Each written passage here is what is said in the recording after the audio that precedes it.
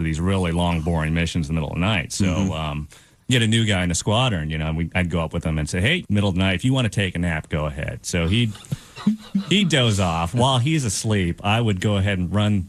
I'd hit the circuit breaker, pull the circuit breaker so the fuel gauges go to zero. Uh-oh. Then I would act like I was asleep.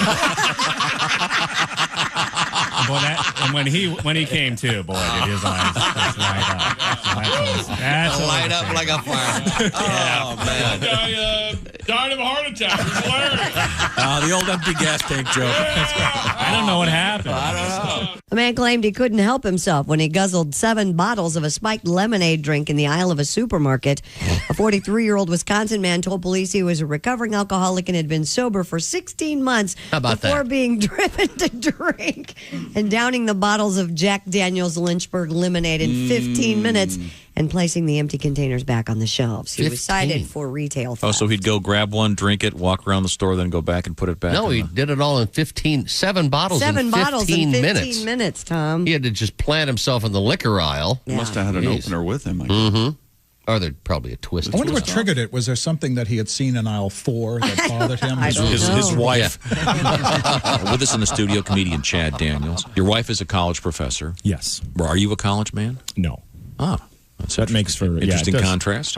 And her friends always remind me of it. Oh, really? Oh, really? Are they all college professors as well? Most of them. We were out getting dinner one night, and her friends were like, so, Chad, have you ever had Indian food? And I was like, hello, Thanksgiving. Aren't you a history professor? Yeah. Didn't you know that? She has one friend from England that's always bragging about their language. We invented your language. You didn't have a language if it wasn't for us. Well, you spelled pneumonia with a P, stupid. Nat starts with a G, and you're bragging about that? And she goes, you know what? They're silent. You know what? You better be silent before I stab you in your face with a knife. I was in the Marines for a while. You were? Wow. And it takes a while to adjust as a civilian world when you come out of boot camp because you're so fired up. When I came out that same week, my sister got married. She had me seat people at the wedding. I accepted the assignment, People would come walking up to me in front of the church like, oh, you must be Patricia's brother. Sit down! I don't want to be your friend. Get your eyes off me. What is your major malfunction? 200 people showed up. I put them all in the same row. Tighten it up, tighten it up, tighten it up. We're not comfortable. Outstanding. It was outstanding, as a matter of fact. Comedian Greg Hahn is with us. Hey, this is Frank Caliendo, and you're listening to Bob and Tom Radio. Ladies and gentlemen, Bob and Tom. I have been doing the big collar thing lately. What? Yeah, with yes, when you wear your bomber jacket. No, I've been doing the big collar thing with my winter outfits. My winter What do you call those things? What are those furry things you wear? What are you talking about? Underneath a sweater? No. The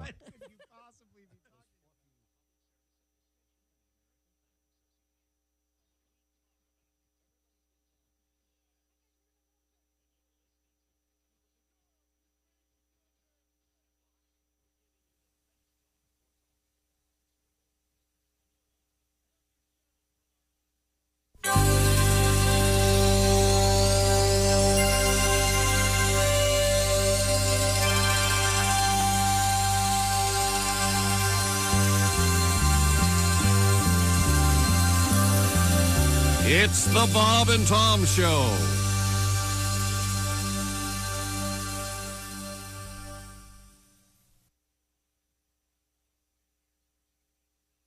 As a lad, we never had toys that were store-bought. We would improvise with things that we had. We made forts out of cardboard boxes. Yardsticks were swords or were spears. But of all these things, none gave the hours of fun like me mother's gigantic brazier. Oh, me mother's gigantic brazier. It was of the finest label, canvas, lace, and stainless cable. Me mother's gigantic brazier. Yeah! Oh, I leapt from the roof of the garage, though I was but 6 or 7 years. Oh, I would have broke me back, but I clung fast to the straps of me mother's gigantic brazier. Oh, me mother's gigantic brazier. Wing nuts, cleats, and spoiler, brass grommets and cup holder on me mother's gigantic brazier. We tied the bra between two trees. The neighbor boys' war they did declare. We ended the attack with 6 pumpkins and 2 cats flung from me mother's gigantic brazier. Oh, me mother's, oh, me mother's, me mother's gigantic brazier. Delicate flower appliques, 8-track tape and safety chains on me mother's gigantic brazier. One time we used it to slow down our dragster or parasail behind our boat. Then there was the time it was used to airlift an injured skier off a treacherous mountain slope. But most I think of my father's pride when wash day it was done, as he hoisted it up the telephone pole to billow in the sun. Oh, me mothers, oh, me mothers, me mother's gigantic brazier. With an awning and screen door, could sleep 2 family of 4. It's me mother's gigantic brazier. Oh, me mothers, oh, me mothers, me mother's gigantic brazier. Reinforced hydraulic winch, reflective tape, and 3-point hitch on me mother's gigantic brazier.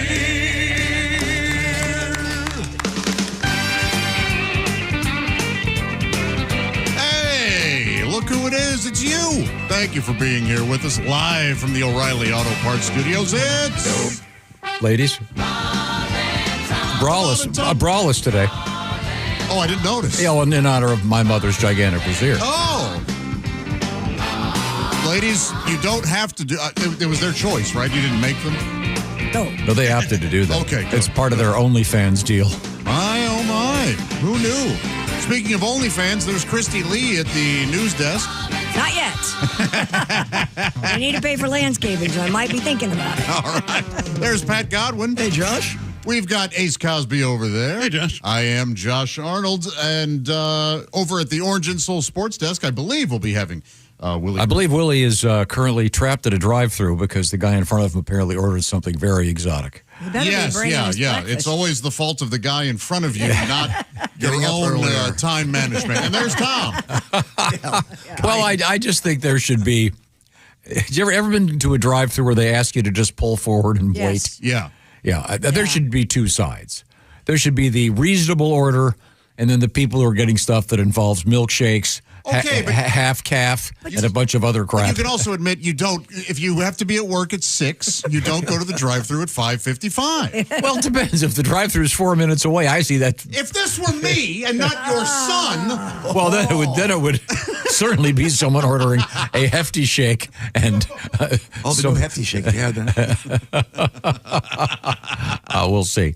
Now, coming up, we do have sort of a sad OnlyFans update. Oh no! Well, kind of. Well, you know something. I think he had a pretty good time. Pat, good to see you back. You too. We've got.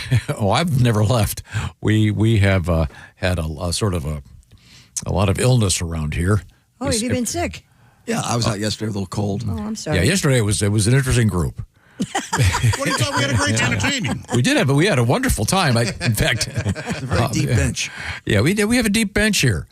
So we had a really good time. In fact, there's a couple stories we did yesterday that I want to review with you. As a matter of fact, coming up in today's news, there's a bunch of cool stuff we didn't get to, including an amazing story about the world of the Airbnb. Yeah, I don't have anything. There was nothing. Okay, I'll give it to you coming up. Those can be very nice. I love my Airbnb travel. There are things that are happening when people rent other people's houses. Well, there are, idiots that rate. Is that the problem? I'll just tell you the title. Oh boy!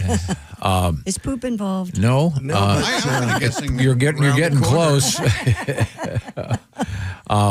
This woman is charged with deliberately urinating on the furniture of an Airbnb. But for what? This is mine, and this is mine. For what purpose? Apparently, adult content video. Okay, all right. Well, that's I guess you have to thank contemporary technology if that's what you're into. Get up first thing in the morning and watch someone peeing on someone else's furniture. Boy, I think somebody might have been in between the furniture and her.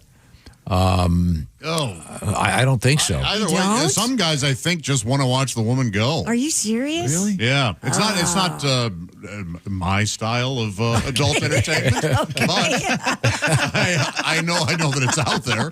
But again, if that was your thing, at least you'd be going, I'm sure glad that all this technology exists for me. In the 60s, I used to have to marry a woman, be married with her for 10 years, until finally she asked me, what has been wrong with you? And I go, I have to watch you pee on the couch.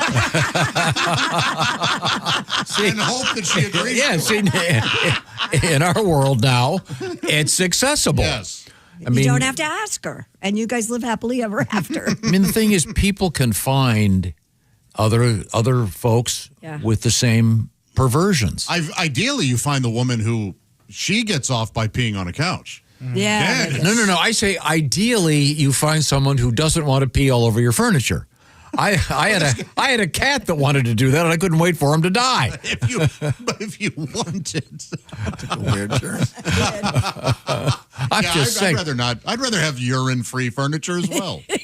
But yeah, back in the day, what signals did you have? I don't know. You mean signals that you like? You wanted something weird? As Chick McGee often says, there's a specificity to some of this stuff. Well, I think you have to talk about sex, which is I think something that you don't do. You kind of tighten up when we talk about that in here, even. I mean, that wasn't even just talking about if you were into missionary in 1951. You had trouble talking about it. Yeah. But if you were into this. Yeah, I don't know where you went. I mean, remember we had the story about the guy in Fort Wayne that was castrating people? On his kitchen table. Yeah. First of all, are you going to want to chop the Caesar salad on that table the next day?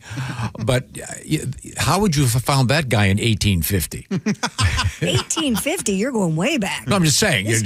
You're running. It may have been easier then. You're running the general store, and every one of your customers that comes in, hey, by the way, if you want to get castrated, I can do it in my kitchen. But these days, you just put an ad in the. Remember, there was also that golden era of the late 70s, 80s, and early 90s when all this stuff was in personal ads. Those ads kept certain small publications alive. Yeah, they did. Absolutely. The independent press was supported by pervs that wanted to, castrate their friends and pee on furniture. And gave us the Pina Colada song. Oh, that's right. Yes. That's right. Yeah. The ad in the back of the magazine. Oh, yeah. Pina Coladas. Pat, that might be your challenge. What's my challenge? Write an update to that dreadful song. I hate that song. I know. I'm just saying. Horrible people. Bring it into. Horrible people trying to cheat on each other. I wrote that song. It's called Deny, Deny, Deny. Yeah, but you don't hook up with the one at the end with the. Oh, I do. Okay. My version. In any event, coming up, the headline woman charged for urinating on furniture at 2 Airbnbs. This is another reason I don't want to ever rent my house out. Oh, yeah. Now, I've rented condos. I rent them all the time on various trips, but I treat it like it's my place. I do too. And I practically sweep myself out of when I leave, I make sure that. And we get a thank you, don't we? And usually they ask. I'll tell you what, I'll give you one hint. What? Take pictures. What do you mean take pictures? Just in case? I rented a place once, and we left the place completely clean, except we had all of the garbage bagged and put in a special spot. Right. And they came back at us and said that we'd left it a mess, blah, blah, blah. And I had photographs to prove them. They were trying to screw us. Ah. So, but that was not done through Airbnb. But yeah, I mean, you want to make sure. You ever get a demo car? Mm-hmm. And you go to the car dealer, hey, drive this car today, and then they walk around with a checklist thing. They do that at some car rental places too. Yeah, yeah. Just to make sure that when you bring it back, you haven't dinged it up a little bit. Yep. Yeah. In any event, we'll get to our story about the lady with her urine issues, and of course she does have a website. I'm not sure if I want to give that out or not. Also coming up today, a fascinating story about microplastics. And I know you're a big kimchi eater. Kimchi. Oh, yeah. Oh, kimchi. Sorry. God. Yeah. You got to stop learning new things. You learn new things, and then kimchi happens. Hey, that's He knows I what think he's I think kimchi He is knows exactly. kimchi. I think is a Is he dan- goofing is a around over there? Exactly. I can't tell. I believe kimchi is a dancer at the dollhouse.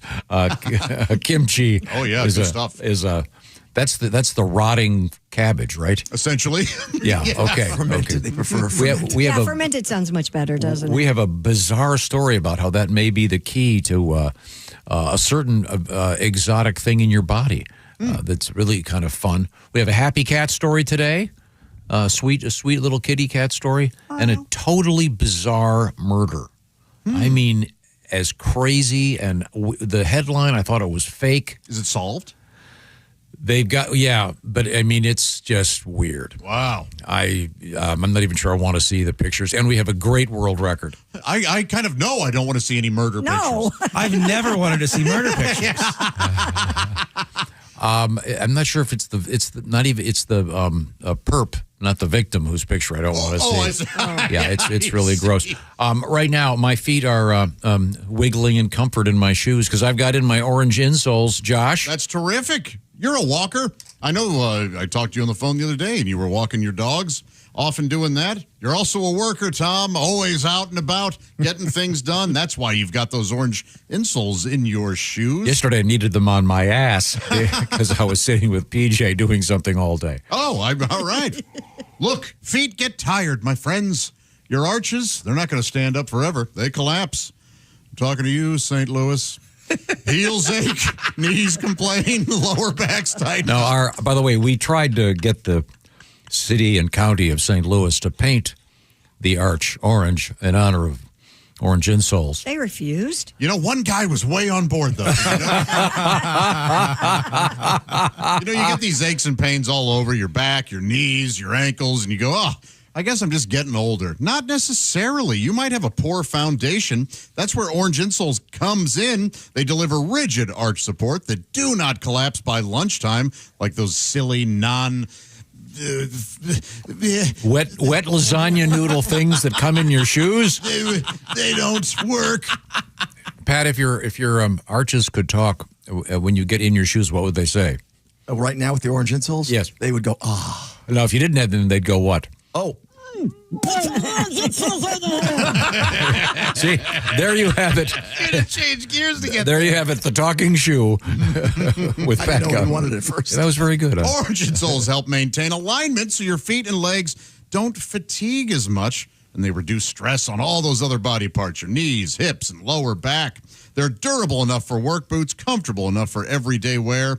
Teachers, nurses, doctors, construction workers, anybody who's on their feet all day, or even if you're just one of those folks that likes to get their 10,000 steps in, check out Orange Insoles. If you've ever said, my feet are killing me, these are probably for you. Visit orangeinsoles.com, order more, and save with Orange Insoles bundle packs. Be sure to use promo code Bob and Tom at checkout to receive $5 off your total order.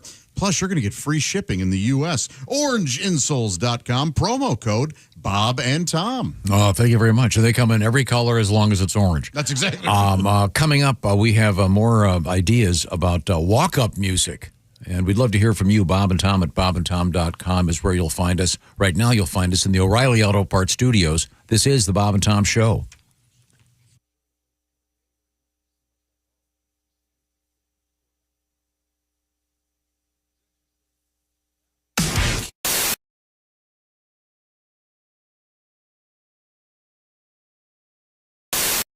Hey, welcome back to the Bob and Tom Show. I simply don't understand. It's about time Hugh Jackman got here. Man, I just can't believe there's a spare seat. There's a lot of people in here, man. Oh, yeah. I can't believe your surprise actually paid off.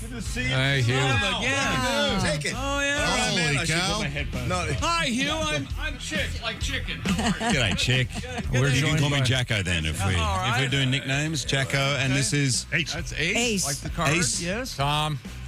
The man, the you legend. should recognize me. I flew to New York City and saw you and Sutton Foster on Broadway in The Music Man. Because I remember seeing you in the audience. Excellent. And yes. you screwed up one of the songs. And Sutton, we had pretty good seats. And Sutton walks over and elbows you right in the thing. And you're done, Harold Hill. And you screw it up. And I can see her going, nice. That was a great show, man. That was awesome. I literally flew to New York just to see you. Thanks. And thanks for heckling through the whole thing.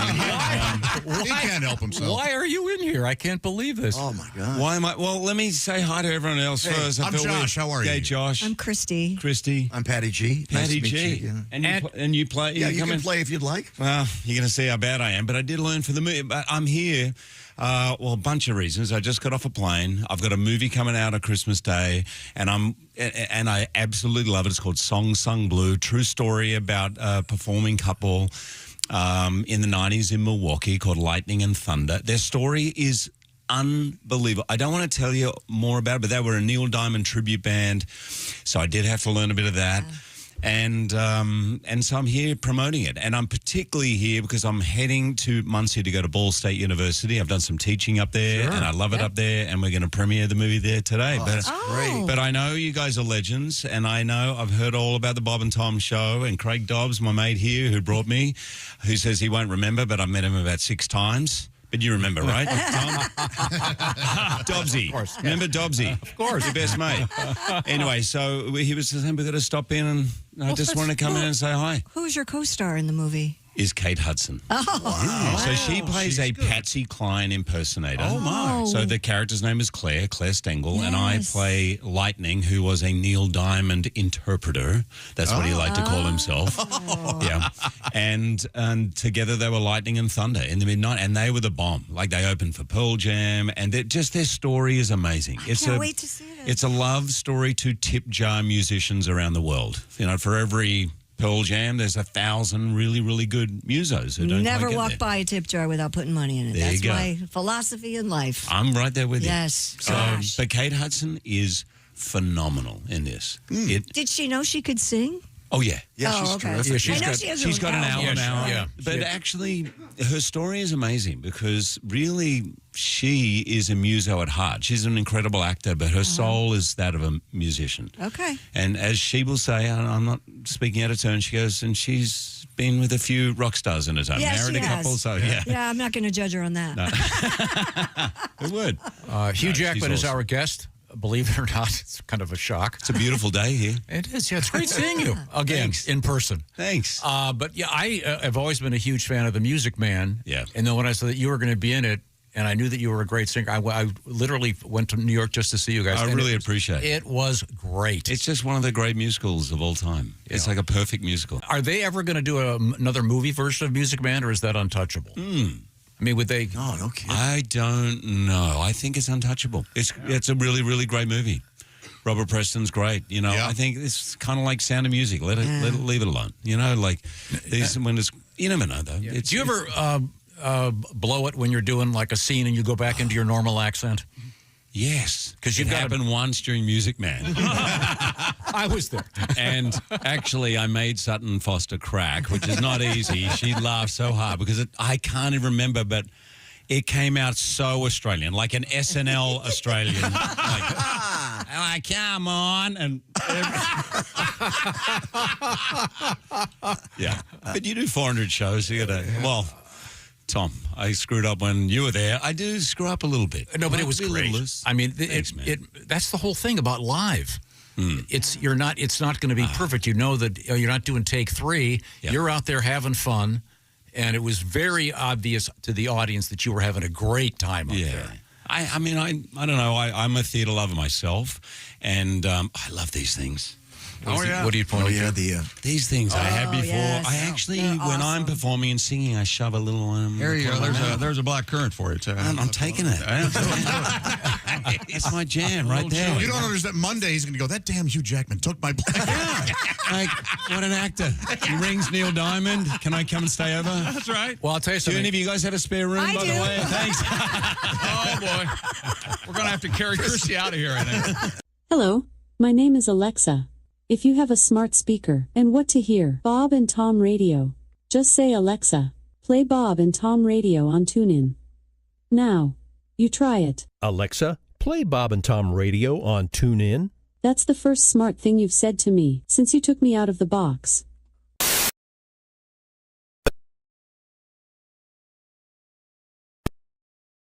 Well, then shut up. Yeah. Christy Lee's there at the news desk. Hi, Christy. There's Pat Godwin. Hello. Willie G at the OrangeInsoles.com sports desk. Good morning. Ace Cosby there. Hey. I am Josh Arnold, and there's Tom. Hello. Thank you very much. It's good to be here. We're going to get to your letters coming up today. And once again, we have a deep bench. Glad to be here. We got Willie G over there. We got Patty G over there. And Christy Lee in her stripes after a little outing with the family. Why did I do the intro?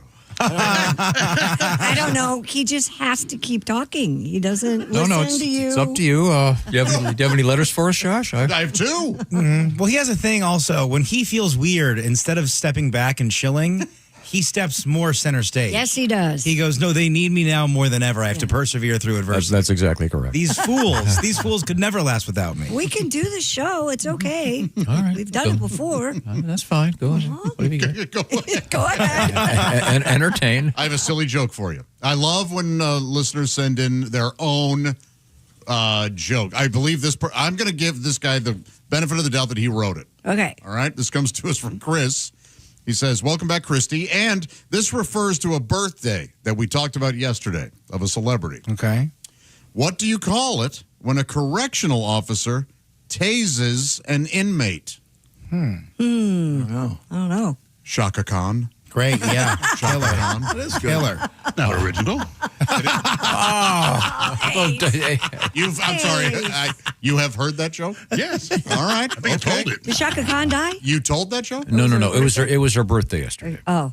I apologize, Ace. I didn't realize it was so renowned. It's a fine piece of work, though. Shaka Khan. It sounds made up, doesn't it? It does. If you don't know who Shaka Khan is, she's kind of a petite singer. Petite? Yeah. You use the Is she word still with petite? us? Yes. Yeah. Well, on height. Okay. Now, width. About the same. Yeah. I don't know that I've ever. I Seen can't her? picture her at all. Listener letters I are brought must to have seen her. I just know Shaka Khan and Rufus. Tell me something good. Yeah. Yeah, that's When we it. were kids, Yeah. we thought that was really Something funny. good. Shaka Khan, very fun, exotic name, and then Rufus. Bob and A dog's Tom. name. Yeah, it's like boring, but Shaka Khan and Rufus, what a fun duo that is.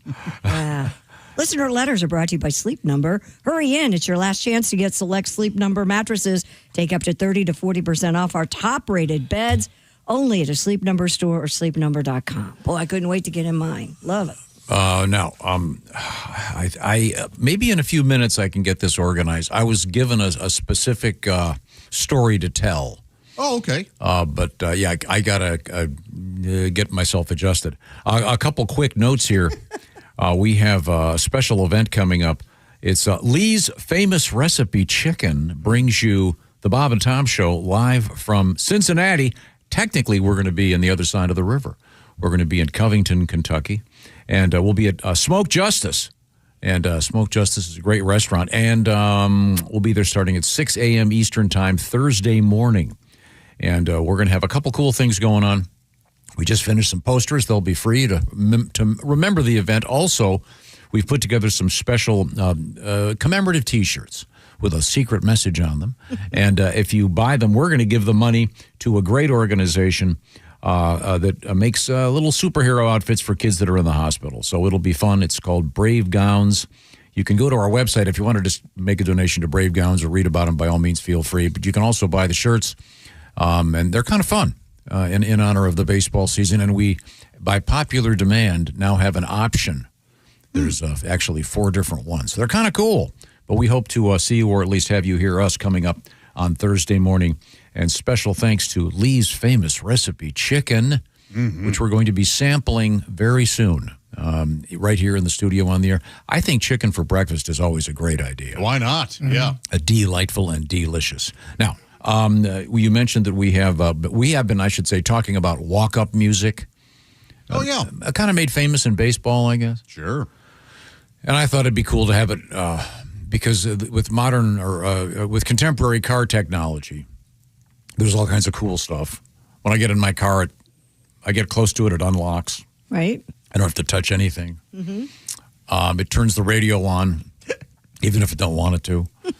That's weird. It does not. You can turn the radio off. No. I mean, when I walk up to my car, it turns the radio on. Oh. Like even before the car starts? Even before Yeah. you open Wow. the door? Yeah. Yeah, that's an odd feature. Is this a feature, or has he just never turned his car off? Oh, that could be. it. Is there a chance he's been You know leaving what? this thing on since he's bought it? Oh, that I just did that again the other day.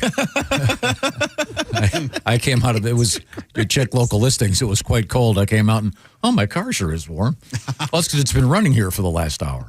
But no, walk up music to the car would be really cool. By which I mean broadcasting to the rest of the parking lot. And I just think that way it'd be much easier to find one's car. If, say, which I have a problem doing all the time. Mike from Brookville, Pennsylvania says, my walk-up music, Nazareth, Hair of the Dog. Ah, yeah, good. Super cool. That's a good one. Are all baseball parks doing this now? They have been forever. Yeah. When I lived across from Wrigley, they'd do it, and it was fun because like you'd hear Bad Blood playing and be like, oh, cool, Rizzo's at bat. Turn the game on. It's fun. Does anybody do anything silly like Baby Shark or... Yeah, people do silly stuff. I'm trying to think of the Cubs, that World Series year. Ben Zobrist always played his wife's music, and now they're going through a messy divorce. Is he married to a singer? Yeah, I believe so. Okay. But I can't think of anything specifically right now. Oh, now that may change what he does this season. Yeah. This comes to us from Justin in Colorado. He goes, someone suggested walk-up music for the toilet. Oh, yes. But how about walk-up music for the bed? I'll read this verbatim. When it's time to fornicate. Okay. So I guess this wouldn't be necessarily every evening. But some people try it every evening. no, but I'm saying I think the notion here is, if I'm reading this right, is that would be a suggestion. You know, if you happen to walk into the bedroom and a certain song is playing, you know, it's go time. Yeah, in theory. Gotcha. But what if you go out to the bar, you don't pick a girl up, you come home alone, you didn't change your bed setting, it starts playing Frampton. That's got to be so sad, you know? Hey, play Jump Around instead. I'm just going to goof around alone. So what you're saying is you need to be able to adjust if you want music for two or music for one. Exactly. Or just something really sad. I'm just going to go weep on my pillow. These are all good suggestions. And we can fire up some of this music for you. Adam says he'd walk up to Slipknot's Psychosocial. That is a good intro. I'm not familiar with it, man. I got to get into it. I'm not either. Tom has it, actually. The more I'm listening to nu metal as I age, the more I get it. I don't know what it is, but I was never into Slipknot or any of that stuff growing up, and now I understand it a little more now. Psychosocial. I can now. I'm afraid if I press this button, is this thing going to curse at you? Are there bad words in it? No, not in the intro. Because every once in a while we do this and bad things happen. Yeah, no, you're good. Okay. That is not Slipknot. Sounds like Randy Newman's first album. I believe that's the that's a Ray. That's the Ray Bryant trio. I don't know why we gave you the aux. This is like having Grandpa DJ the wedding. This is crazy. Okay, sorry. Too big of a responsibility. I believe this must be it. Wait a minute. Okay. Now you have Hello there. Hello there. Hello there. This should be my walk-up music. Hello there. Hello there. Hello there. Hello there. Hello there. Your happiness will grow to say hello there. I may change this. This should be my. First of all, can you get a speaker installed on the outside of your car? Sure, you can get anything installed. Yeah, you have to do that. Can you imagine? Been in the parades before where they have the big things on the side. Right. Dude, also put it where anybody at your house, when they open the toilet lid. This happy phrase can do wonders for you. Opening the toilet lid. Hello. I know a guy that could rig that up. Eddie. Here's one. This is Psychosocial. Who does this song? Slipknot, baby. Now, what purpose would you use this for? Walk-up music is what Adam said. Here we go. So it starts out kind of, oh, wow. Can you hear that? Yeah. This is very, this would be we'll good. let you know something's about to happen. Yeah. This would be a good alarm clock because the minute Kelly heard that, I'd be getting a Louisville Slugger in the teeth. And that'd wake me up, you see, because that is so.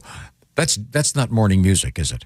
Well, it depends on who you are. Yeah, I mean, if you want to get up quickly. That's kind of just right down the middle rock and roll. That's not insane. No. Yeah, I was going to say, that wasn't too bad. What? I mean, What? There's that sound in there. Oh yeah, there's some.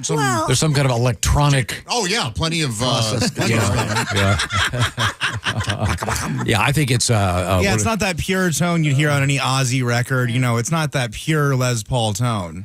It's fun, man. You got to get into it. Yeah, it's fairly industrial. Mm-hmm. What's the name of the band again? Slipknot. Are those the guys that wear the buckets on their head? No, but they wear masks. They wear masks. Oh, you'd be horrified by them. Yeah. Do they take them off ever? Oh boy, Is this like really. when Kiss did? They do, but they don't. For a long time, nobody knew who they were. They kind of are in the news again this week. Kelly Osbourne, his fiance, they broke up last Friday. Oh, I'm really sad to hear that. Guy from Slipknot. Sid? Sid, yeah. Yeah. Oh, I'm sorry He's to the hear DJ from Slipknot. There's a DJ, right? Yeah, that guy's great. Yeah. So he's responsible for some of the noises you just heard. So he doesn't play an instrument, he just sits up there scratching? It's more than that, There's dude. more than Way that. more than that. I'll never convince you of it, but it is more than that. Scratching. I'll be scratching. I'll give it another chance. Here we go. This is actually playing. Okay, now I'm hearing static. Yeah, Now, when do you those drums? When do you when do you snort the meth? Right here. No. Okay, all right. That's good walk-up music, I guess. Allman Brothers never did drugs. Yeah, no. Never. Touched the line of the stuff. Eric Clapton's been sober his whole Oh, life. yeah. The Beatles, no, That they were always cocaine good. song he's singing, that's... Yeah, but see, they did the ones that make you creative and interesting. Okay, let's see now. My favorite hokey pokey experience was at a concert by Mandy Patinkin. This is from Roy. What are we talking about? Yeah, we're not talking because only nerds go to Slipknot concerts. The cool kids are at the concert from the guy from that Rob Reiner movie. Oh my God. No, you nailed it. The Mandy Patinkin concert's the he's cool place to be. great. He is great. I'm not trying to take away anything. He's also a terrific actor. He was in that Homeland. Criminal Minds. He's incredible. Great actor. He came out to the audience and explained that he was going to sing his first song in Yiddish, but he wanted the whole audience to dance to it. He promised everybody would know the actions. Then he made everybody stand up. There was a bit of hesitation. Then laughter. He captured the audience, and we all danced to the Hokey Pokey in Yiddish. By the way, it was a great show, one of my all-time favorites. That guy's amazing. Yeah, he's talented. And I just saw he's out again. I'm going to go see him for sure. I didn't realize what a great actor he was till I saw him with that Homeland show. We were talking about the Hokey Pokey yesterday. Mm-hmm. Jim Brewer. Man, sorry I missed that. Did you put your right foot in or your left foot in? I think you started with the left. Or did you shake it all about? Turn around. Don't forget about that. We were discussing the Jim Brewer AC/DC version of the Hokey that's Pokey, fun. which is great. Yes. We were talking to Jim yesterday. He's on tour, by the way. Oh. That's one of the real highlights. He was very pleased that we played it often. So we'll maybe get that back on today. I've got Jim's schedule right here. He is going to be at the Vault in Saginaw, Michigan, coming up Thursday night. Then he's in Detroit at the Masonic. Friday, Saturday, he's in Indy at the Egyptian Room. And Sunday, he's in Fort Wayne at the Clyde Theater. Jim Brewer, you know him from SNL. Sure. And he did a spontaneous Jack Nicholson impression yesterday. Oh, I bet that made you happy. Oh, it made me so happy. Yeah, Jack Nicholson splitting an edible. That was stage ready. That was great. I just thought of it. I had asked him. He's sort of famous for always looking stoned, but he isn't. He just has his eyes kind of have that look. And I asked him if he imbibed, and he said no. He just occasionally did a gummy or part of a gummy. And I just asked. I said, to me, that takes the romance out of it. Did you ever see the movie Easy Rider, Christy? Yes, I have, just because I wanted to continue to work here. Well, the most famous scene in the history of marijuana has to be the Jack Nicholson, Dennis Hopper, and Peter Fonda passing the joint around. And weren't they around a campfire or something? And he goes to pass it to Jack, and Jack goes, "That's okay, I've got my store-boughts." But I said, that scene would lose all of the essence if it was just him divvying up a gummy. It doesn't really have the romance. You can't see Humphrey Bogart walking up to Bacall at the bar, asking for a butter knife, cutting up a gummy and handing it to her as opposed to lighting her cigarette. I'm just saying, some of the romance is gone. But the nicotine is still there. I think we have some nicotine news on the way, as a matter of fact. We also have more of your letters, and it's always a great pleasure to see you. But we're going to be where on Thursday morning, Christy? We're going to be in Cincinnati at Smoke Justice. Well, technically Covington, Kentucky, but right across from the Great American Ballpark. So we're going to kick off opening day for the Reds. It'll be fun. Yeah, and we've got a special T-shirt, special posters. Hope to see you there. And you can actually get the T-shirts online, and we're giving the money. I'm looking at that right now. They're nice looking, too. We're giving the money to a great little charity, and you can be part of it if you want. We've got a link there also if you don't want to just send it directly to the charity. On a different note, let's just say you got your credit card bill yesterday. You looked at it and thought, wow, I sure owe them a lot of money. If you're letting a lot of that money ride, you'll notice that after a while, you're only able to pay the interest because they're charging upwards 20+% interest on credit card bills these days. So you don't want to have a gigantic balance. And if you want to pay it off, this might work for you. There's a lot of options out there. This one is really interesting because if you own your home, you're probably aware that it's worth a lot more than it was when you bought it. The average home in the last 5 years, in many cases, up 50% in value. So you've got a lot of equity in your house. You can make use of that equity by paying off the high interest rates on those credit cards with a refi. That's where American Financing comes in. This is what they specialize in. And they sent me some numbers. They've got some programs right now, average savings about $800 a month. They also have a thing that they're doing that could delay 2 mortgage payments. So maybe you can get yourself, what's the phrase, get your head above water again. So see if this suits you. If this is your situation, you're paying those high interest rates on the credit cards, maybe refinancing, maybe that time has arrived. And the place is AmericanFinancing.net. Tell them the Bob and Tom Show sent you.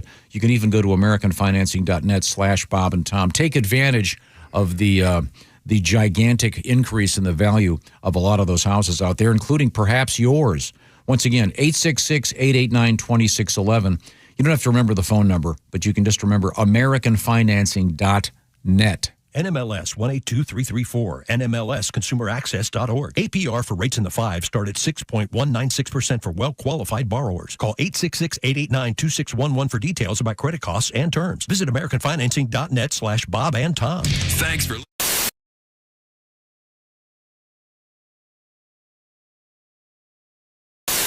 Hey! You still don't have orange insoles? Do you walk? Do you stand? Do you work? Then, buddy, your feet are losing the war every single day. Your arches go flat. Your heels scream. Your knees pop like popcorn.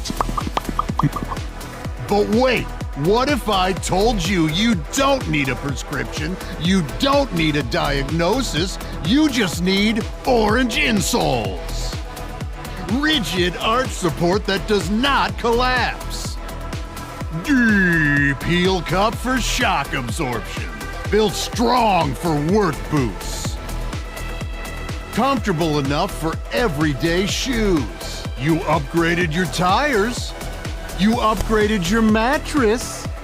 Maybe, just maybe, upgrade what you stand on every single day. orange insoles. If you have feet, you qualify.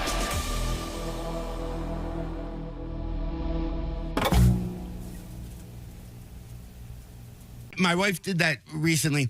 I went to Costco for my glasses just because I like hot dogs, so I'm time to get into it. So she texted me again, and she goes, "Hey, while you're at Costco, can you look at washer and dryers?" Which I thought was a funny text because, again, I don't have the power of attorney to purchase a washer and dryer. And so we had to get 2 new ones. And the ones we had, the brand, not a fan of. I don't know who your sponsors are. So with this thing, I'll just say it plays a 5-minute song when it thinks it's done. So our washer and dryers are very Gen Z, like very zennial. Here's why. You could throw a sweatshirt and a pair of jeans into the washer. It'll get to the spin cycle and go conk, conk, and then stop and just go, I'm unbalanced right now. I feel unbalanced. I don't think you're giving me the safe space I need to, and then you just yell at it, open the lid, right? And then our dryer is the same, same thing. And our dryer is like, we sense when clothes are dry. We just sense it. We're a Montessori dryer. We believe in clothes first, and we don't like to label all the clothes as dry because some clothes don't dry at the same speed. So we don't want those clothes to feel less than. So we let them just dry at their own speed. So then real quick, then it made me think of growing up. So I was born, right? We were up, and then I went to my parents' house, and there was a washer, a dryer, and a refrigerator already there before I got there. And in my entire life, I don't remember a new one coming in my entire life. They didn't replace. And I think back to the washer and dryers of the 70s and 80s, and follow me on this one. Washer and dryers now are coddled. You listening, you probably have your washer and dryer. There's probably shiplap behind it with subway tile. And then there's a sign that says laundry and suds, 5 cents. Right? Yep. So our washer dryers back then, you'd have to go downstairs, click the light, hope you don't get murdered, right? And they were that lime green, yellow. And there was no unbalanced. I just pictured them being very Detroit teamstery. Right? Those washers like, look, you get your job done, you're unbalanced, you take it home, okay? What are you, a curling iron? That's right. And you could put snowmobile boots in there, a little brother, right? And now it would go, bah, bah, bah, bah, bah. And then you come downstairs, and it was 10 feet off the wall, right? And your mom's sitting on it, which is weird.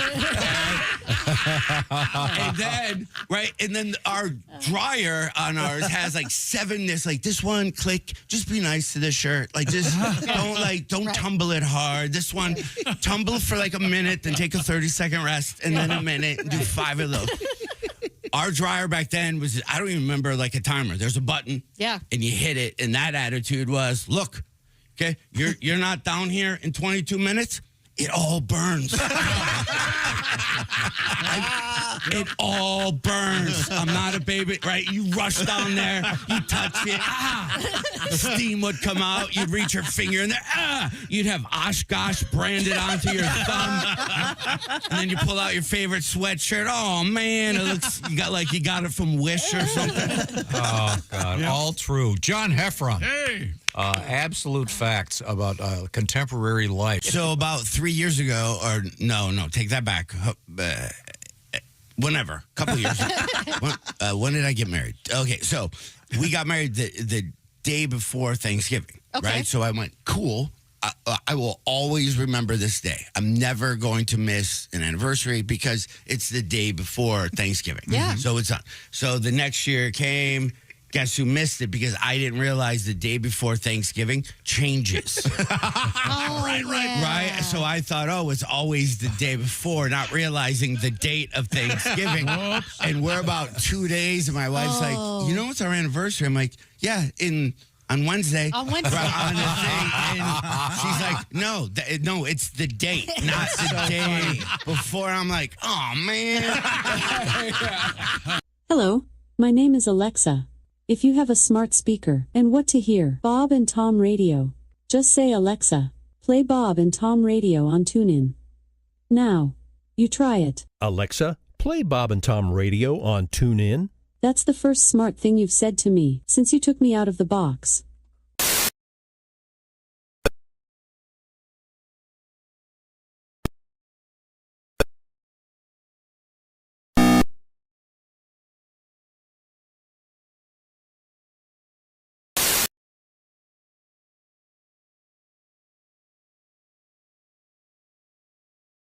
To win tickets several times today, we will give you a cue and let you know how to do that. The iHeartRadio app is free. Download it now immediately. I said, I heard something. Hey, it's the Bob and Tom Show. We're live from the O'Reilly Auto Parts Studios. Christy Lee's at the news desk. Hello. Pat Godwin's there. Hey, Josh. Willie Griswold at the OrangeInsoles.com sports desk. Hey. Ace Cosby. Howdy. How are you, man? I'm Josh Arnold. There's Tom. we've been talking about walk-up music for your car. As you walk up to your car, it starts blasting, letting you know, everyone know that you're coming up. Or now it's being suggested perhaps for the bedroom, perhaps for the toilet. All right. That's all right. I don't want people to know I'm in the toilet. Well, no, Josh's notion is that, was this your idea that you walk up and lift up the lid? Some song plays. And how about this one? You walk up, lift up the lid. Oh. What cowbell song is this? Oh, you know this one. It's Hair of the Dog. Ah, Nazareth. It's a great song. That voice, that's kind of that AC/DC. That's the 80s, baby. My vocal cords have been shredded. Hair of the Dog. I love that song. Yeah, that is a great song.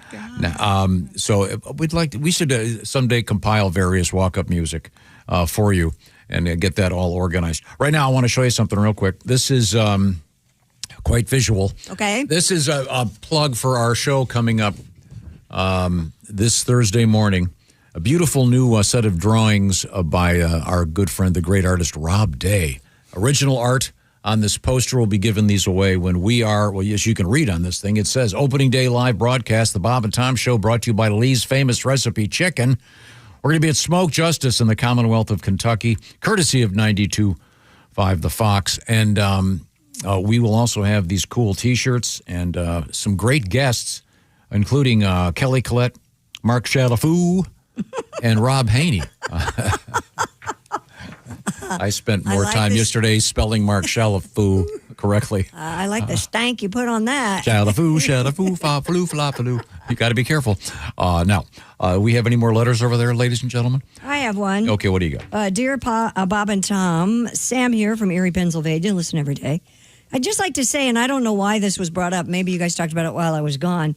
Tom dressed in a full vampire cape and fangs would be hilarious. Did you talk about this on the air? We talked about capes. Yes. Tom's interested in getting a cape. Okay. And Jess would like him to get one of those vampire ones where the collar goes way on. Yeah. There you go. Yeah. And then add the fangs. There you go. You're Dracula. Yeah, I intend to do that soon.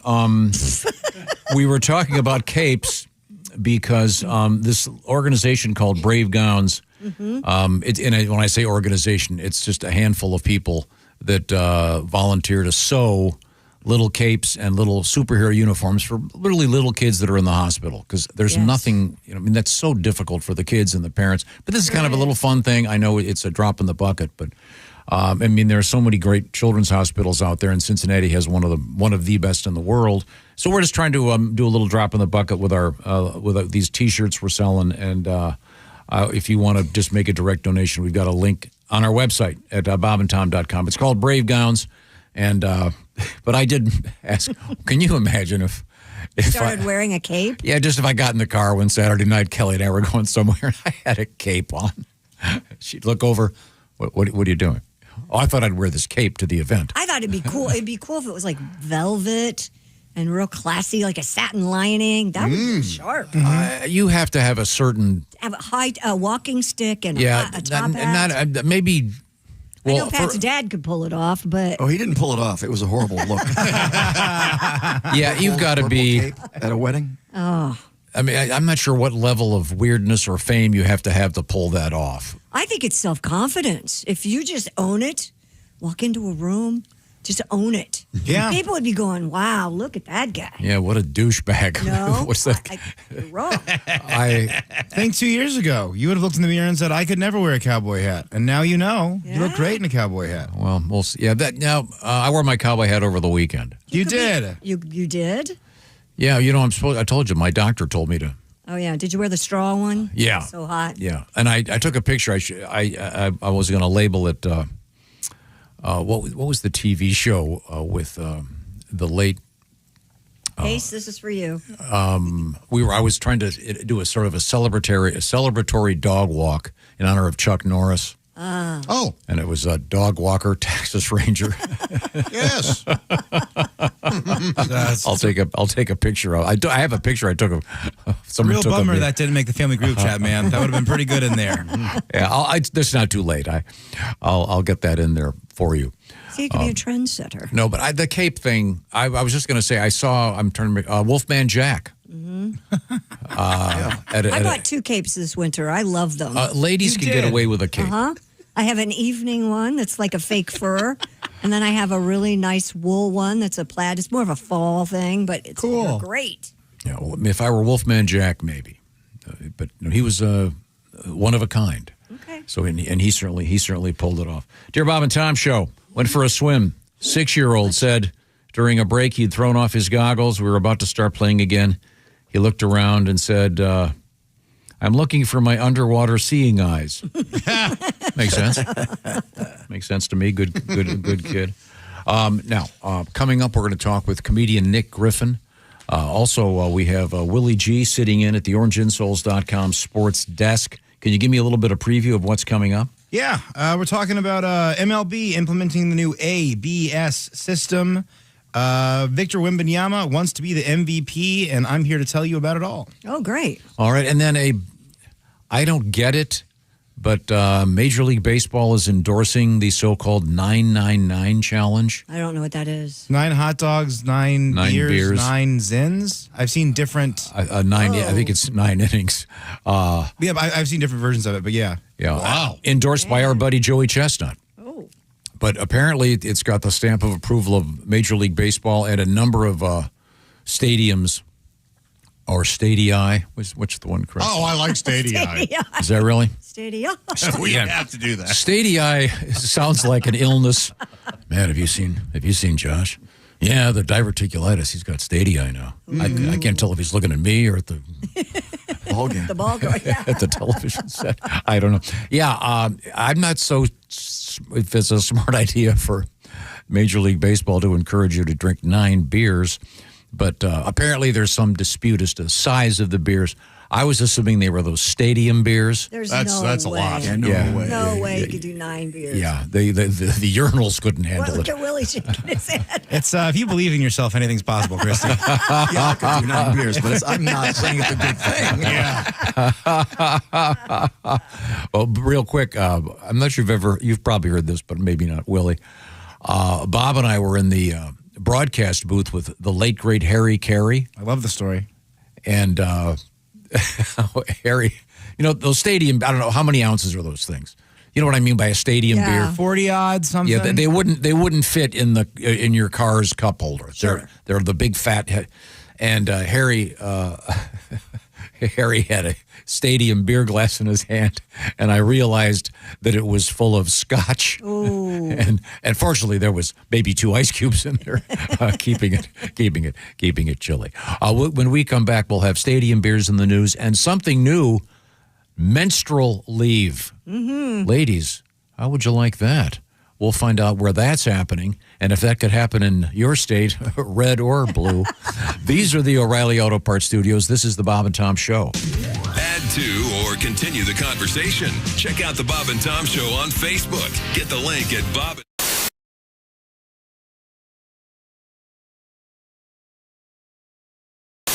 We're speaking with comedian Dustin Nickerson, father of 3 boys, girls. What's happening? Boy, girl. Yeah, I have a teenage girl. 2 of them there. We get people raise teenage girls here. Yeah, I don't know. I did. I had 2 of them. Yep. You had them young. My dad has a kid that's also a senior in high school. Oh, congratulations! I've also got a 5th grader. Yeah. Oh, yeah. He's had a kid under 14 since 1990. This is amazing that you're telling me all these details too. I mean, of course you would know them more than me. All right, I'm getting out of this bit because it just sounds like a little like Dad. So people give you these warnings about teenage girls. How old is she? She's 15. Yeah. And they're like, buckle up. That's the energy. Like, get ready, man. You're going into hell. Buckle up. Buckle up. And like, I'm here to tell you it's worse than they say. I can't believe her ability. This is what I wasn't ready for. She can ruin any nice situation. Like, things can be going well in the house, and then she enters, and now they're bad. I think of her as she's like this mean Roomba in the house. Just comes and makes a mess of things. Like, things were going well, but did you have this, like, when we had young kids, it was you don't fight with the young kid. You fight with the spouse through the young kid. That's fun. With the baby, you're like, it's not your fault mom's in a bad mood today. But now I'm watching the kid fight the spouse, and like, that's crazy to watch your kid be that mean to your wife. Oh, yeah. Like, my wife's my high school sweetheart. We have her 20 years. And the way she'll talk to my wife, I'll like gasp with my mouth open, like, oh, I've always wanted to talk to her like that. You know, you're like, no, you're in trouble, but finish that thought. She needs to hear it. Yeah, you're like giving her notes for next time. Next time, reminder of this. Our guest is comedian Dustin Nickerson. Our goal is never to let him talk. Yeah, speaking of bad acting, let's bring in Dustin Nickerson. Oh, sorry. No, I'm happy to do it. Are you a bad actor? Oh, I'm terrible. Yeah. Now, you live in California. I do, yeah. You're married? I'm trying to remember this. I'm married. I've been married for 20 years. I have 3 children. Yeah, we got married. Such a young face. Oh, that's very nice. Thank you. I mean, I wouldn't. 20 years. That's good. No, that's good. Most of the time the internet just tells me my face looks like Gary Ridgway, the Green River Killer. So that's nice. That's a bad way to go through customs. Yeah. Thankfully, a lot of people my age don't know who that is. So it's really important to me that he doesn't get a good documentary. Oh gosh. But if he does get it, then I could be the bad actor in it. But there's a great graphic novel about him, but I'm probably one of 12 people who've read that. Yeah. Somebody like graphic novel, like somebody illustrated it. Yeah, it's dark, man. Which mass murderer is this? Green River. Green River. His name is Gary Ridgway. He coincidentally it was like 10 minutes from where I grew up in the Northwest. Wow. So, yeah. We got a lot of strong family connections. So what would you do if you're going somewhere and some guy would go, Gary? I'd be like, I know. I'm surprised I'm out too. Can you believe that? I killed so many people. Okay, someone just showed me a picture. The resemblance, it's pretty strong. Oh, yeah. Wait till I take the hat off with the messy hair. And, I mean, down to the hairline. It is not great. He's a lot older Gary! than me. Do you have the same voice? I don't know. Him and I don't talk as much as we used to. Are you the one that got away? Here, imagine that you're hearing me throw a phone in a glass window. Is that what his voice sounds like? I see. Now, you said, what did you say, 3 kids? 3 kids, yeah. We had our kids young, too. So I have a kid who's a senior in high school. He's getting recruited to be a college athlete. Wow. Nice. And he's like a D1 college athlete. What sport? He's a track star. Wow. Which is funny that every time I tell people that, there's that very similar response where people look at me and they go, really? Well, that's great. But I don't even tell them what sport, but they just look at me and go, huh. Yours? Like for sure, your child. It's but yeah, he's a track star. He's a What distance runner. The mile and the 800. The 2 lap 3. Yeah. Oh, okay. It makes a little more sense. Yeah. Distance runner. Yeah. I mean, running is the sport of last resort. It's the sport that every other sport has running plus something else, you know. Exactly. But thankfully he stopped doing like the long. Like he used to do the 2 mile. I don't know if you guys have ever been to a track event. I know how you guys hang around high schools. But the 2 mile is 8 laps, and they have to tell them what lap they're on. Oh. Like they have to give them which it is a boring event. And they're not going that fast. So you watch it like the wave, like just your kid comes around every minute or so, like, whoa. And then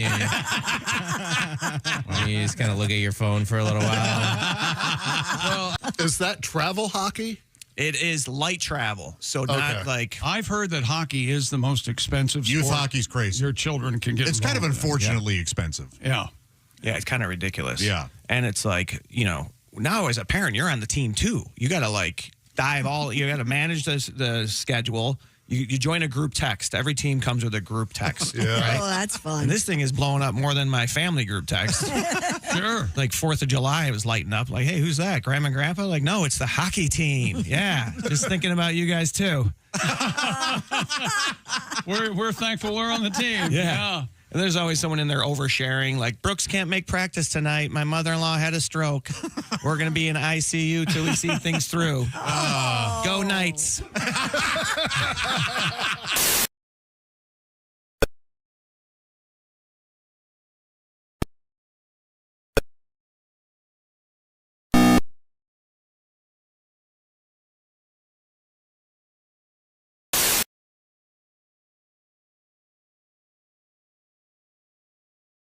So some cool concert tickets. I'll tell you which concert's happening today in just a few minutes. Welcome to the Bob and Tom Show. We sure are happy to have you. We are live from the O'Reilly Auto Parts Studios. There's Christy Lee at the news desk. Hello. Pat Godwin's there. Hey, Josh. Jeff Oskey has joined us. That's right. There's Willie Griswold at the OrangeInsoles.com sports desk. Good morning. Ace Cosby's over there. Hello. Coming up, we have one of our absolute favorite comedians, one of the best you could ever see, Nick Griffin, and he will be joining us. Very excited about that. I am Josh Arnold. There's Tom. How's the belly these days, Josh? You know, you got a bit of a... Yeah, it's uneasy, and but we're on the mend. And once again, your dietary restrictions allow you to eat what? I'm still on the clear liquid diet today, and that's bone broth and Jell-O for me. And that's it? Well, there you can have popsicles, you can have different juices. I don't care for the juice options that they gave me, and I don't really like popsicles. So I am. So you're looking forward to lunch? I may incorporate a protein shake in there. I have to wait until I get approval. Aren't you hungry? Christy, I am on. This is day 9. What? Yeah. Wow. Yeah, I don't. What's that? Are you allowed to salt and pepper the bone broth? I'm no. No. I can't, because a lot of bone broths have like garlic and celery and onions and all this. I had to go order this special bone broth that is just bone broth. And so there are bone broths that are even too restrictive for your diet? Yeah, right now. Yeah. Wow. How many pounds have you lost? Who knows? Wow. That's a hell of a diet. You would think 80. Yeah. You know what I mean?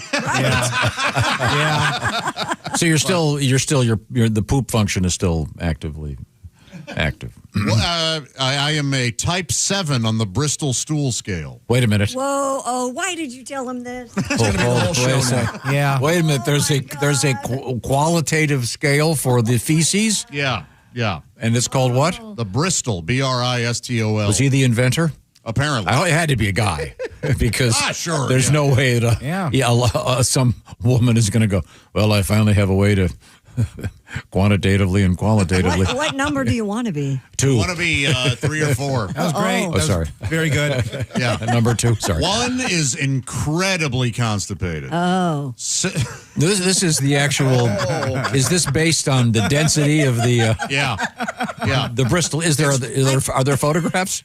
There are drawings. I'm so glad. But now, I gotta I'm say, so glad I was here for this.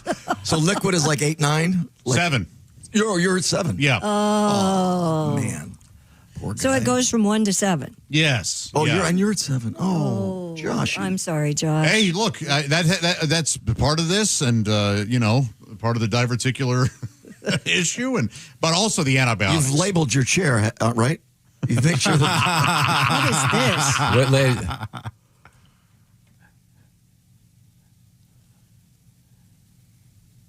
The Bristol Stomp. Boy, that really brings a whole new. Boy, that The implication. Oh man. Maybe ask Halsey if you can, borrow some for pregnancy pads. Those could come in handy for you right now. You know what? The emergency factor isn't there, so that's good. Yeah. I've yet, in this whole thing, I gone, oh! So that's been nice. Okay, Oh, I'm good. so sorry. Yeah. Oh, I can also have teas and I can have one black coffee a day, and I have chosen decaf because with no food in my system, essentially, and my emotions and mental state being what it is after being, during an illness, I do not want caffeine. So I think you should save caffeine for the live show in Cincinnati on Thursday, just in case if there is some sort of explosion, it'll be our biggest show ever. See, that is a worry. And I'm trying. Caffeine usually gets things started. Well, I'm trying to as I recall the way that place is configured, getting to the necessary room is down in the basement. is quite the ordeal. And we all we may have to. Should I have one of my cop friends come and we all have to share it. Yeah. Yeah. Remember that. You might see me Thursday, you might not. I'll just put it that way. What's the cop friend going to just give Josh a police escort to the bathroom every time? Yeah, good idea. my cop friend PJ's armed. I'll have him come along.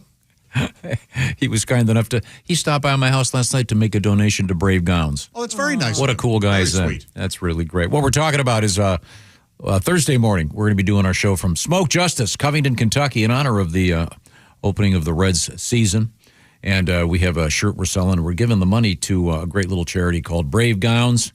You can go to our website. And the shirts are fun, and we ended up doing an alternate version of the shirt. I was outvoted on which logo we were going to use, so I, being the non-despotic emperor that I am, I went with the Democratic vote. Oh. And then Chick pointed out he liked the other one better, so we decided we would do both. So you can check these shirts out. For the baseball shirts? Yeah, they're really cool. They're fun. And then we also have the pop-up shop with the Bob and Tom logos, too. Yeah, so anyway, it's all on the website. The radio logo. The Bristol scale. I had never heard of that before. Yeah. I hope to God it's named after the city, not some... Oh, I bet it's a doctor. Some scientist. Would you want to be named after how to rate turds? If he's helping people. Yeah. Yeah, that's your livelihood. The city's probably named after him. This guy's probably the pride of Connecticut for all we know. And he was probably a gastroenterologist who, or some, I'm assuming. And Sure. Still. Do we have a copy of the scale? Oh, there. Oh, come on. All right. Yeah, you're at 7, all right. You can take that down. I didn't realize. I told you there were drawings. Oh, God. Yeah. I didn't need those to- aren't photos, but those are drawings. Again, would you want your name on top of that? Oh, wow. I'm more disturbed by the fact you don't like popsicles. Oh, really? That kind of shocked me, You won't go too. with the flavor ice? No, I don't like them. Really? Yeah. Oh, I tell you what. One of my least favorite things in the world is a bomb pop. Really? Yeah. What about red, popsicles? white, and blue one? Yeah, those just taste bad. To me. Okay. Oh, yeah. I don't like the way they're shaped. What if they're shaped like a cartoon character is what I was going to say. Even if it's SpongeBob or Spider-Man, you don't like it? That's not your traditional bomb pop. Oh, the whole ice cream truck is on the counter for me now. Then I'm a drumstick man. Okay, cool. Yeah. How about a fudgesicle? Now, no. I used to like Jello pudding pops a lot. You don't like fudgesicles? Nah. What? No.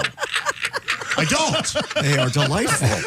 You guys all love fudgesicles? Yes. Yeah, they're pretty good. They're really good. No, they're like, you know what they are to me? They're like frozen, watered down Tootsie Roll pops, and I don't like Tootsie Roll pops. No, you don't want The fudge isn't right. You don't want the watery, icy ones. You want the really rich, thick fudge ones. Which I don't think you'll have to lead me to those because I'm stunned. I like an ice cream pop. Yeah. I don't want a fudge pop. That's not ice cream. That's a Fudge. weird mix. Now, is it weird that we're talking about all the food you can't eat right now because of your illness? No, none of that bothers me. What about a push-up? Will you do a push-up? Yes, because I like orange sherbet. No, by push-up, you mean the ice cream treat? Because the last time Josh did a push-up was when he was forced to in 11th grade gym. If only he knew about my life. Oh no, it's much more fun. It's much more fun fantasizing about it. And I like the push-up because I like to eat my ice cream out of a toilet paper roll. I'm with you there. I've never liked those. I've never liked a Yeah, push-up. those are not good. I love those No, things. I don't like that orange. I haven't had one in 40 years. I like that orange creamsicle taste. Ugh. Don't like the creamsicle. Me either. Oh, gotcha. I'm a fan. I'm a fan. Okay, so we're just discussing Josh's current diet, which is somewhat limited. Yeah. Now coming up here, I can have all the protein I want. I can have well, maybe not red meat. I'll kind of go easy. What are you looking forward to eating the most when this is all over? You know what I really enjoy, and it's so simple, is I like rice cakes, and I can have rice cakes with turkey on it. I can have rice cakes with peanut butter. Oh, dude. What number are you trying to get? What number are you trying to get? You want three. You want three or four? On the Bristol scale. Yeah. Okay. You want to know what my gastroenterologist told me? What? Your goal is to every time look down and see a floating brown banana. And this goes for everybody. By the way, would that be a good name for a band? The Floating Brown Bananas. I know that doctors can't speak to us with full-on medical speak, but do they have to dumb it down that much for us? Maybe for me, but she did. Oh, I think that's perfect. This clown, yeah. Because that means floating means you've had plenty of fiber. That's the key with everything. Plenty of fiber. Yeah, but you can't have fiber right now, right? Right now, no. But with diverticulosis, which is the condition before it gets inflamed and infected. Highest fiber you can have. Gotcha. And what about supercalifragilisticexpialidocious? Now with that, you have to stay away from watching Mary Poppins. Well, this has been a very useful health segment. Yeah.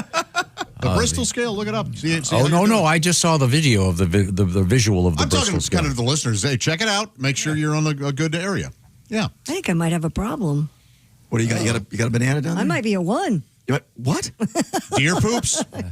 Like rabbits. That means some constipation issues. Oh, yeah.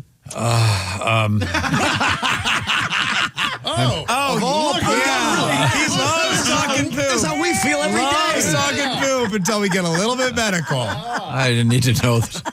Christy. You know how we feel. yes. Okay. Well, let's just move forward here. Coming up, comedian Nick Griffin. Nick, if you're listening, we'll do a palate cleanser for the next hour or so. Right now, I want to remind you about Simply Safe. Simply Safe is the home security system. It's not just for the home. We got one right here. Simply Safe. They've revolutionized home security systems, and they are, you don't have to believe me, they're number one in customer service as ranked by both USA Today and Newsweek, and once again named the best home security system by U.S. News and World Report. Simply Safe. I remember about a dozen years ago, Chick came in here one Monday and said, yeah, I installed a security system in my house this week and I did it myself. You can do it yourself or you can have them help you out. And the beauty of Simply Safe is they have grown with the times. They're on top of it right now. Simply Safe has something called Active Guard Outdoor Protection. This is a special system that has AI-powered cameras, and they're monitored by live professionals. So if the cameras tell them something's going on, they can detect suspicious activity and call the cops. They can activate spotlights. They can even say something and tell the would-be intruder that they're on camera. Smile, the cops are coming. No long-term contracts with Simply Safe. No cancellation fees. A 60-day satisfaction guaranteed or your money back. That's Simply Safe. Once again, number one in customer service by both Newsweek and USA Today. So why wait? Right now, here's a special offer for Bob and Tom Show listeners. A staggering 50% off the new Simply Safe system with professional monitoring. Details are found at simplysafetom.com. That's the code word Tom. simplysafetom.com. Remember, there's no safe like Simply Safe. Coming up, Willie G at the sports desk. We have interesting news in the world of ladies' issues.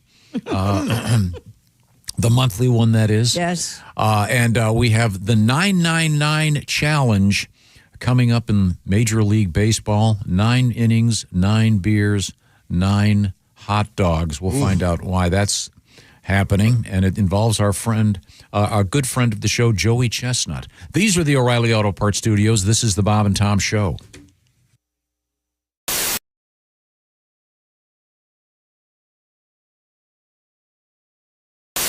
Welcome to the Bob and Tom program. If you're just joining us, we're sure having fun. Yes, we are. Where are we? Oh, we're in the O'Reilly Auto Parts Studios, and this is the Bob and Tom program. That hasn't done anything for a while. Here we go. And I think our guest, Joe Dombrowski, is regretting coming in, I think. No. And we're going to ask him to play a song for Pat. Hold on, the Baileys. Or vice You versa. mean Or Pat's vice going to play a versa. song for Right. Joe? No, Are Pat's choking. Are you switching to something, Pat? Is that what I've heard? Giving us a little wagon wheel Watusi. Yeah, that's right. Thomas, stop that. You're my wagon wheel. Tom wants to hear the song that you inspired. You and Oskay in the green room with talking about the yes. We're talking about heart problems. Yes, symptoms we and, were. you know, Where am I? We're talking about our divorces and heart problems. right. Welcome Do you to need your AARP card to Party come on the show? Yes. Yes, you do, you young whippersnapper. I'm going to sing now. Thank you. Careful. You might hurt yourself. I forgot my glasses, Joe. Of course you did. You're distracting me. Well, take us away, Fraulein Maria. Let's do it. They call me a hypochondriac. Think I'm having a heart attack. Ooh, I got a little freckle getting bigger on my back. Something's wrong with my right hand. Should I express my anal gland? Oh, I got that celiac. They say I'm a hypochondriac. This went over better yesterday. Well, shut up, Tom. Don't crap on your own song. Chick's got glaucoma. I think I got it. Oh, Tom had a torn retina. I probably got 2. Josh had appendicitis and right wrist arthritis. Oh, and as much as I try to fight it, I think I have bursitis. I got to do a funny voice sometimes to get a laugh. Thank you. Bronchitis, meningitis, hepatitis. I Googled the symptoms. And Joe, I insert names in to get you. Joe, I'm pretty sure I'm their latest victim. Like a retired old timer. I'm pretty sure I have Alzheimer's. This is longer than I remember. I fought it. Can you say way longer? Let Josh scat. Maybe let Josh scatterverse. Yeah, that's yeah. The prelude to a Go ahead, funeral. Josh. Now watch this. Josh, because he's such a smartass, is going to scat now. Oh, you want a little bit of Yeah, I didn't know you were in a Oh, put me in after scatting. Put me in, Coach. Oh. A rip, zip, doodle. Yeah. And the flowers of Benzabi. Don't do that with your hand. That's I have to do it with the hand. Ring Stop it. I'm fully erect. A rumba, zipple, and a herbal deed. Ra-da-dee-da-la, surfers. Hip, hip, and a grobble-de-snoo. All right, Chick, you got the slide whistle ready to It wasn't even right. Not a slide. Where am I? People listen to this show? No. They used to. In what nursing home? This is insane. Never took a lesson. Grab the slide whistle, and he did. Do the CF sound. What do you got, Tom? Pull something out of your ass now.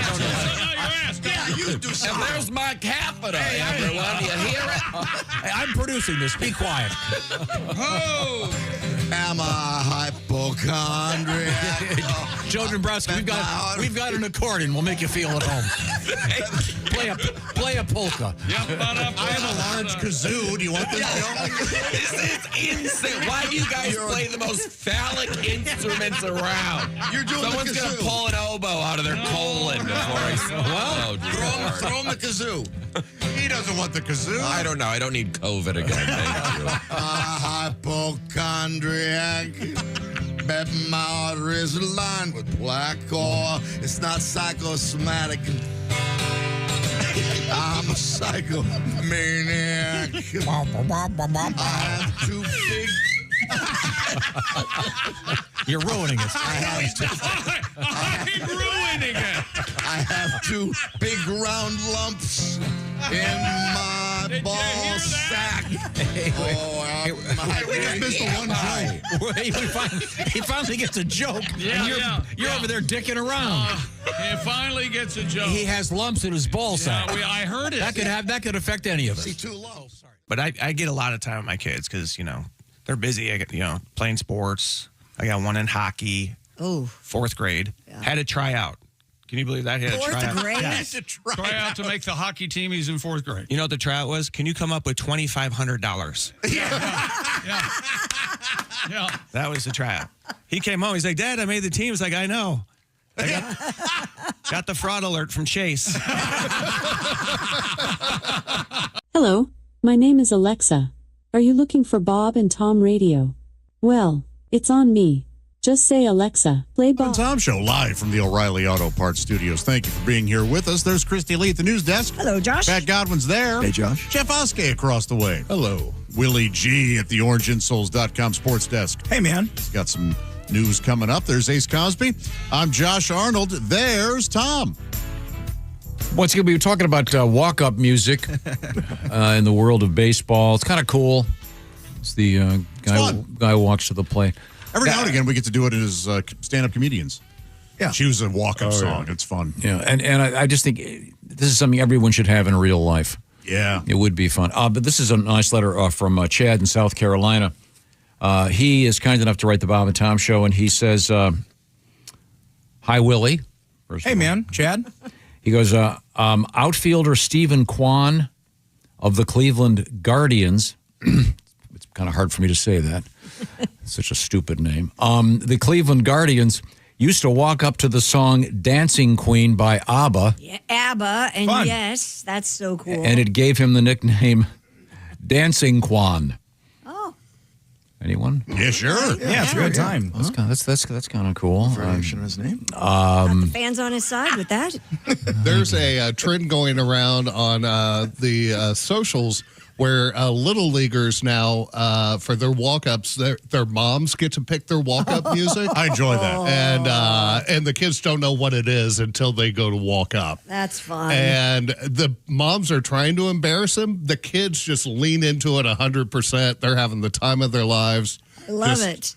Oh, the mom picks girls just want to have fun, for her son to walk up to. And of course, he's dancing up to the plate, just eating it up. And she's like, this didn't have the desired effect. I got a feeling that some of the kids are totally embarrassed.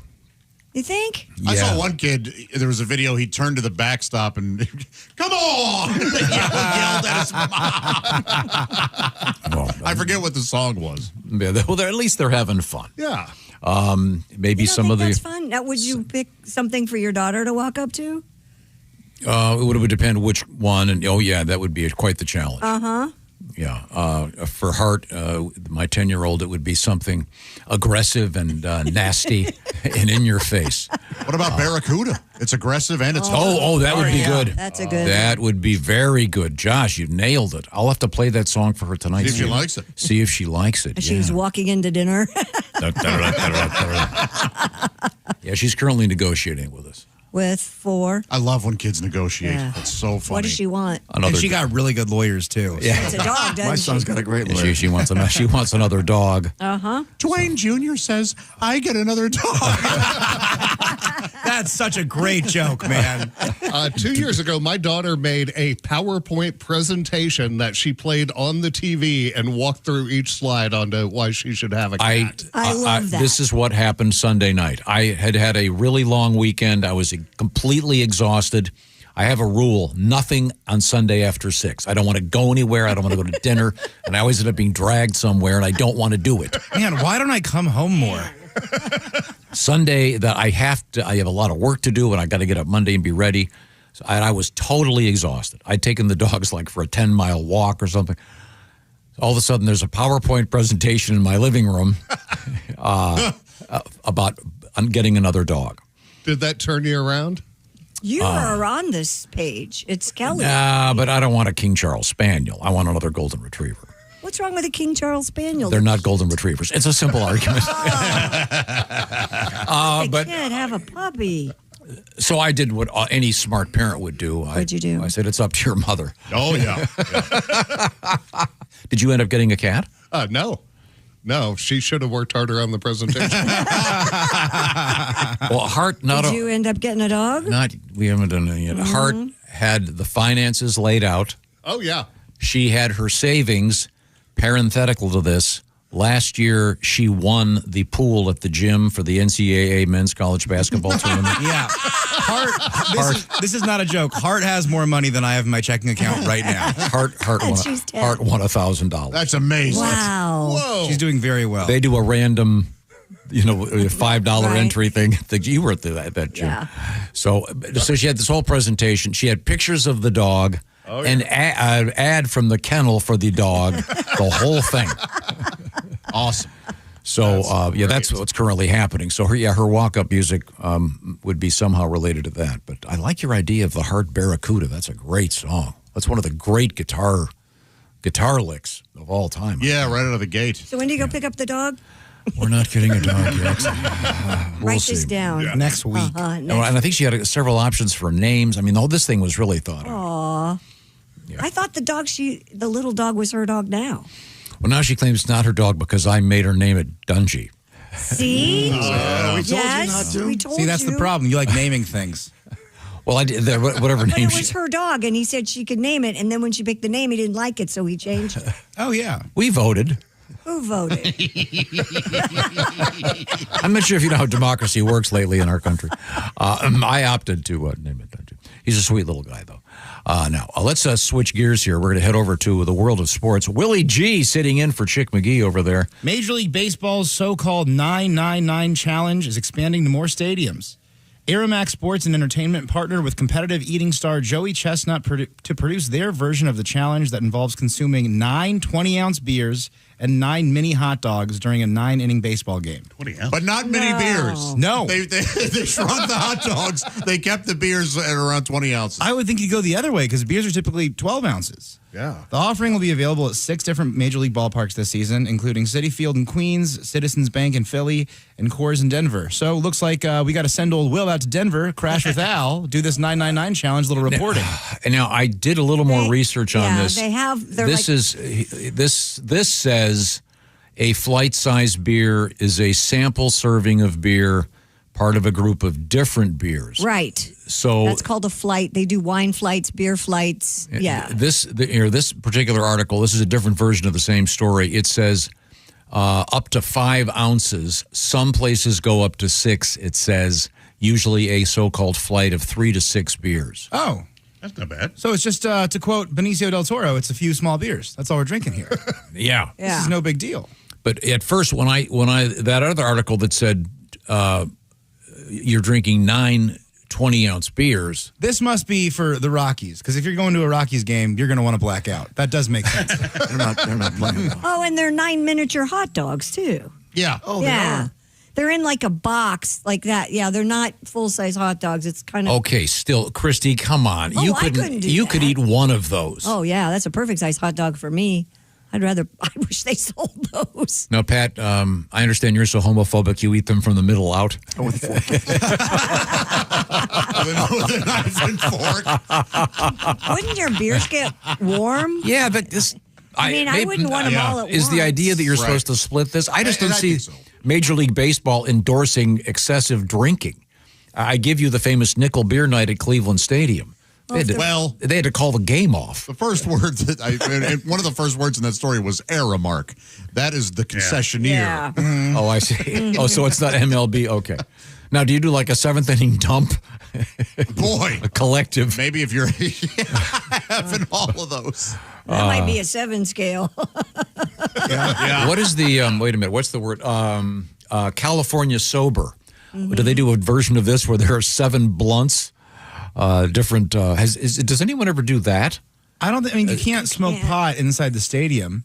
Hypothetically, you could, sneak a vape in or something, but I don't think MLB is going to endorse Can you, that. is this a thing? Can you take various types of marijuana and smoke them at the same time? Like, could you do, I remember you and I went into that place in Colorado and got a bunch of stuff. But I don't know how it works. Can you do like what is it called? Indica? Yeah, I'm sure. Yeah, you could, grind up some indica and some sativa, and you could make a little party, all of it together. Is that a thing people do? And it's like like going to a bar and they're doing mixed drinks. They put a celery stick on your joint. They're just down to like their last scraps of all their bags, and they're trying to make one joint.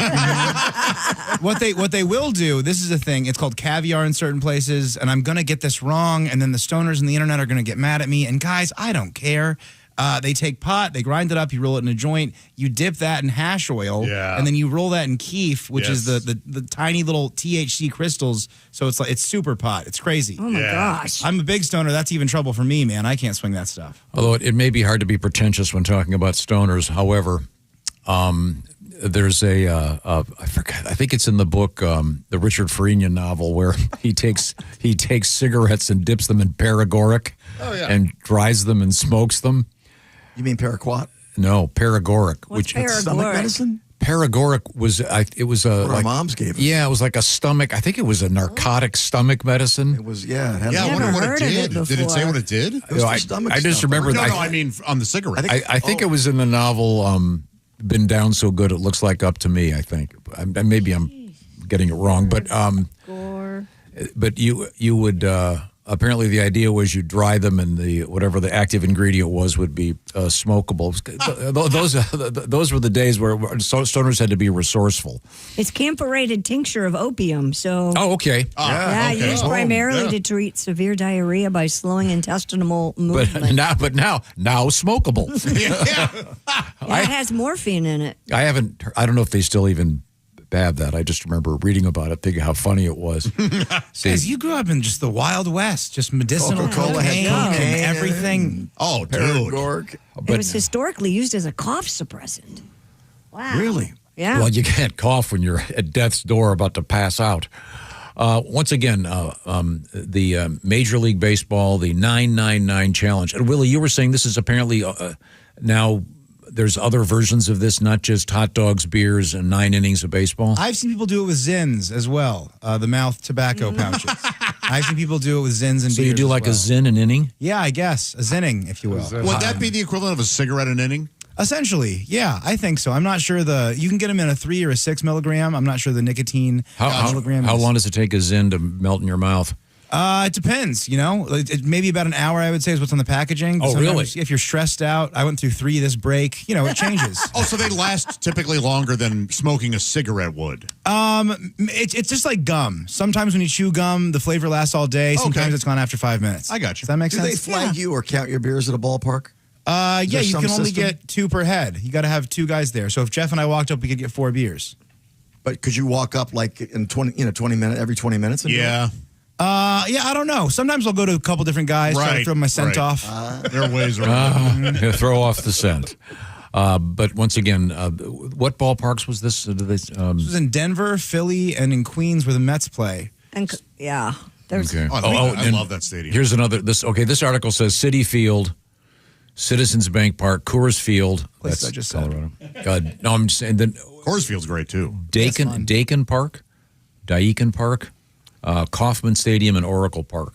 Those are also apparently doing the 999 challenge. I think it's Daikin. They do my thermostat. They really do. That's Phillies, Rockies, Royals, and Giants. It's pronounced Daikin. Anyone? No, we're adults. No way. Okay. Yeah. We're past that. Thank you, Pat. Oh, come on. Not one softball joke? Okay, fine. We'll move forward. Willie, what else is happening at the sports desk? Well, you guys, your favorite person, Kansas City Chiefs tight end Travis Kelce, has officially signed a new 3-year contract with the team. No kidding. It's reportedly a near $55 million deal that can be worth almost $58 million. Mr. Kelce's contract is structured as a 1-year deal with the extra 2 years added for salary cap purposes. The expectation is that in 2026 will be his final season in the league, with his assumed retirement draining his remaining cap hits over future years.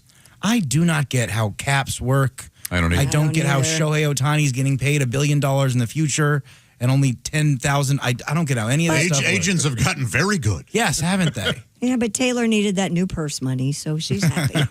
But see, what really doesn't make sense to me is the incentivization of this is ridiculous. It's either $55 million or $58 million. That's relatively speaking, that's no incentive. This is why I've always said in the NBA, for example, only pay the winning team. You get some incentive. In other words, it should be you're either going to get $5 million or $50 million, depending on your performance. There's the difference between $55 million and $58 million It's a tax to bill. a millionaire, Yeah. multi-millionaire. Right. Yeah, is nothing. Yeah. It's probably the amount of snaps that he plays, how many yards he gets. But you understand there's no incentive. No, sure, but there's just there's conditional things that are kind of boring to talk about. But I'm saying I think it would be a lot more exciting if, Well, he agreed to it. He and his agent agreed to it, so there must be some incentive. If it wasn't enough incentive, they would have made it 55-75 or something. Yeah, well, tried to negotiate. maybe it involves the complicated salary cap, but it just seems like again, I'd like to see a lot more. These contracts where these coaches get hired and they get fired and they still have to pay them. Could the average person ever get that deal with your regular job? I have that with you. You fire me, I get $7. No. You get $7 for every week that I appreciated your work. Ooh. Ooh. So when I get fired, I get nothing. Well, a lot of, I guess it's kind of like a severance pay. I mean, a lot of people get severance pay when they're let go, right? No, but they don't get the entire. Yeah. Who was the coach that's got $68 million and he got fired after? I think Frank Reich is getting paid by the Colts and the Panthers right now. Or last season he was. Yeah, pretty cool. Not bad. Not bad at all. Yeah, that'd be great. But I just think for the average person, those jobs don't exist. Yeah, it's a very weird world. Jobs don't exist. Yeah, and especially when you go to the game and no one seems to be trying. Or they seem to be trying to lose because of the nature of the draft. Oh, sorry, that would be the basketball. Coming up, we have dancing bees in science. This is really kind of interesting. Also, we have every, 2-3 months, we get one of these claw machine stories.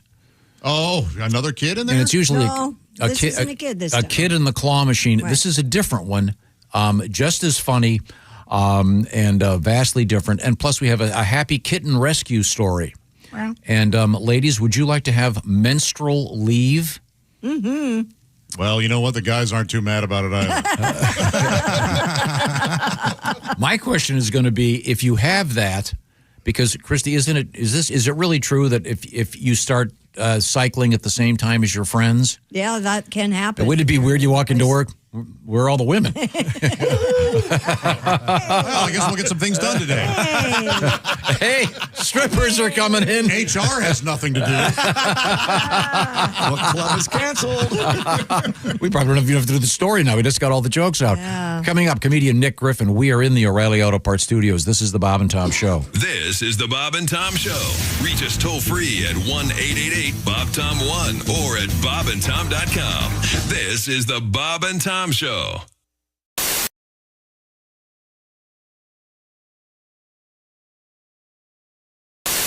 Hey! You still don't have orange insoles? Do you walk? Do you stand? Do you work?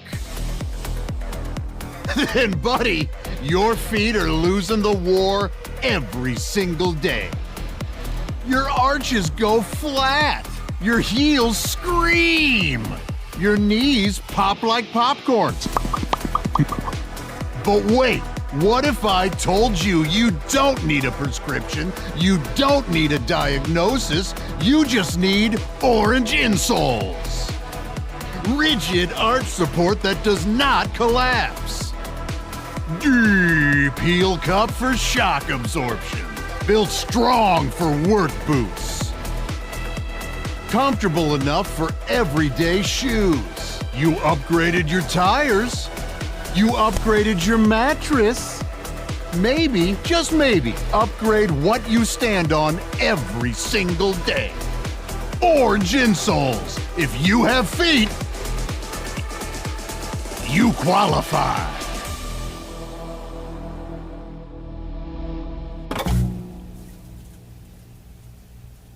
Joining us in the studio, it is Mr. Lewis Black. Lewis, great to see you, sir. Delighted.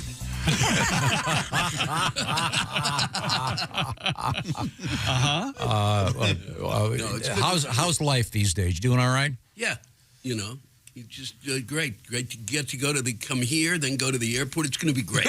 Yeah. It's a good thing you've got a great airport. If somebody tells me again how great your airport is, sit there with me today. Come on down and sit and let me know just how great an airport it is. So we have an interesting It is story. a pretty good airport. Yeah, it is. Yeah, I know. Yeah, I know.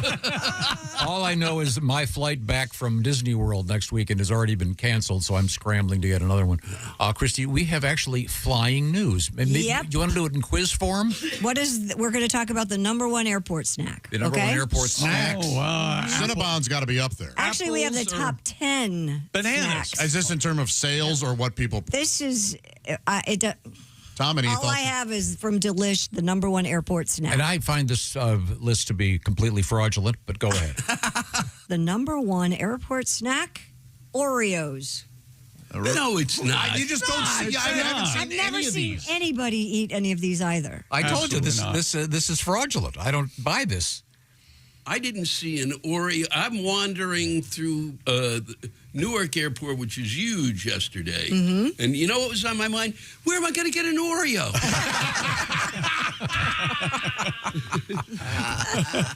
You know how you get your airport milk? What are you supposed to dunk in it? Yeah. Well, delicious. They're crazy. Not correct. There has to have been a category like things you buy at the convenience Hudson store and stores or the whatever. things that you pay 3 times their normal retail price for. Right. Chick, do you have an airport snack? I gravitate toward like the ho-hos and the ding-dong when I can find them. Okay, so you'll have a. I have the same routine. And my beverage of choice, Diet Pepsi, is tough to find in most airports. At this airport, I get there early, Yeah. get a cappuccino, and get my shoes shined. Wow. Boy, you're just. I mean, where else do you see a shine person? Go ahead. It's all you. It's all you, Tom. How about Griswold. this? How about this? From here on out, let's say shoe shine person. Yes. Okay? Or a shoe shiner? No, but there's a. Or stop. No, That's what I say. Stop singing the praises of getting your shoes shined. It is. I like to get there early. Oh, my God, Kelly does not. But if I get there early, by the way, this week they're saying 2 hours early for domestic flights. That's BS. They've always said that. 2 hours for domestic flights. Yes. I don't have a problem 2 with that. hours for domestic, 3 hours for international. In any Yes. event, I like to be there early. Again, I like to wear leather shoes, ladies and gentlemen. Thank you. Oh, God. And I get them polished at the airport. Where else do you see a shoe shine person? I don't know. In old on Turner Classic. Yeah. I mean, Lewis, are you wearing leather shoes or wearing tennis shoes? I'm wearing tennis shoes. Okay. He's wearing a nice pair of Asics. Because you know what I'd like to do today in the snow is wear some nice leather shoes that I can slide mine right up to see you. God. Yeah. And you know, and I'll tell you folks out there, it's a big, expensive operation here. No, they have not cleared the sidewalks, okay? Not even close. Oh, we got a legend coming in. Let's kill him. Well, it might be good for the social media. Here's the last place, Lewis. Oreos are also in the news for something else today. Oh, I see. This is a great story. They've released cookies inspired by Thanksgiving. The new fudge-covered cookies come in flavors. Are you ready? Stop, Oreos. Stop. They come in apple caramel. Stop. Pumpkin pie. No. It gets worse, Lewis. No, why don't you just have a big squash? You know, let's do squash. It gets worse. Turkey and stuffing Oreo. These are fudge covered. So, do they taste like the taste of turkey and chocolate? Turkey and stuffing and chocolate. I bet they're absolutely amazing. There's the sweet potato fudge covered Oreo. You know, I know every time I've bitten into an Oreo, I think this could use more sage. Creamed corn flavored. Oh, boy. Wow. And cranberry sauce. Packaged inside an Oreo shaped tin. The $20 set includes 2 cookies of each flavor, and it's available limited time only online. A solitary existence of my Thanksgiving dinner recreated penetrated through Oreo cookies. I think, and I'm not sure, I believe Oreos are vegan. Whoa. So that's how unnatural they are? I wonder if that is affected by this, or do they do a tofurkey one? Pat, you were a vegan there for a long time. Yeah, a little bit. Aren't Oreos vegan? I don't know. I believe I thought they that creamy are. middle had some kind of dairy in it. You would hope. I think it's a non-dairy creamer. I'll do some homework and find out. Yeah, please get on that and write me.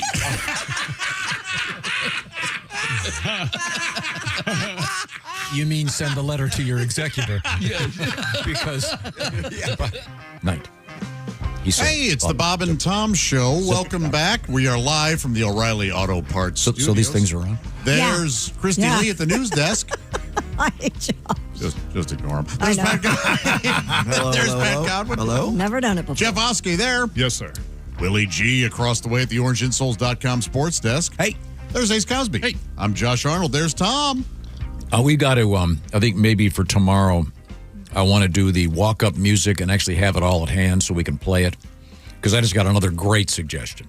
Okay. There are so many songs that just have perfect intros, and I want to get them all so I don't just say the song. I want to play them for you. So if you've got a great one, get it to us, Bob and Tom at bobandtom.com. We'll try to get prepared and be ready for you when the time comes. Now, we were just talking about this 999 challenge at baseball parks. And I've read a couple different articles about it now. So once again, it appears to be 9 relatively small like half hot dogs. Miniature hot dogs is what they call them. And then a so-called flight of 9 beers. Correct. So It comes in like its own little stadium box thing. Yeah. But Cute. as you mentioned, the beers are going to get warm and the hot dogs are going to get cold. So I think the idea would be you buy one of these for your group. Yeah. And, Share with your friends. and That'd pass be it fun. around. Yeah. Yeah. And a good way to keep beers from getting hot, this is sort of a little hack that I have, is you drink them. Yeah. Chug them. Really fast. Get them right? down. Yeah. I see. Well, A little life hack for you. Did it give a price point? It did not give a price point, but it's like 9 stadium beers. I mean, what? $900? Yeah, I was going to say. Yeah, yeah. I know people complain about this. This is not a joke. I got drinks for me and a buddy. I just got 2 doubles, and it was $85. It was What? It was so expensive that my phone, like the app, my banking app was like, "Hey, do you want to pay this off over time?" I could have paid payments. Are you serious? Yes. So essentially 4 or 8 drinks. Essentially 4 drinks. 2 doubles. 2 doubles. $85. Crazy. I don't even understand. Did you do it? Yeah. Have you been to a concert recently? Well, yeah, but come on. $85 is astronomical. Crazy. But worth it, right? No. I guess no. End of the day. But yeah, you go. What was the booze? It was like Grey Goose or something. Maybe like Tito's or something. Was this for a lady or a buddy? No, it was for me and Wade. It was for my buddy Wade. Not worth it then. He'd like the well brand. I'd like the call brand. Okay. Yeah, I'll have 2 drinks. Okay, that'll be your phone bill. Is that right? In any event, the 999 challenge is out there. A flight Approximately of beers. $60. Oh. $55 to $60 is what it's saying. Okay. So, yeah. Okay, so beer prices do vary by stadium. Yeah, they do vary by stadium. He's Coors correct. Field in Denver is cheapest. It's the cheapest? Yeah. Okay. Well, and I assume the beers, can they serve any other brand beside Coors? That I don't know.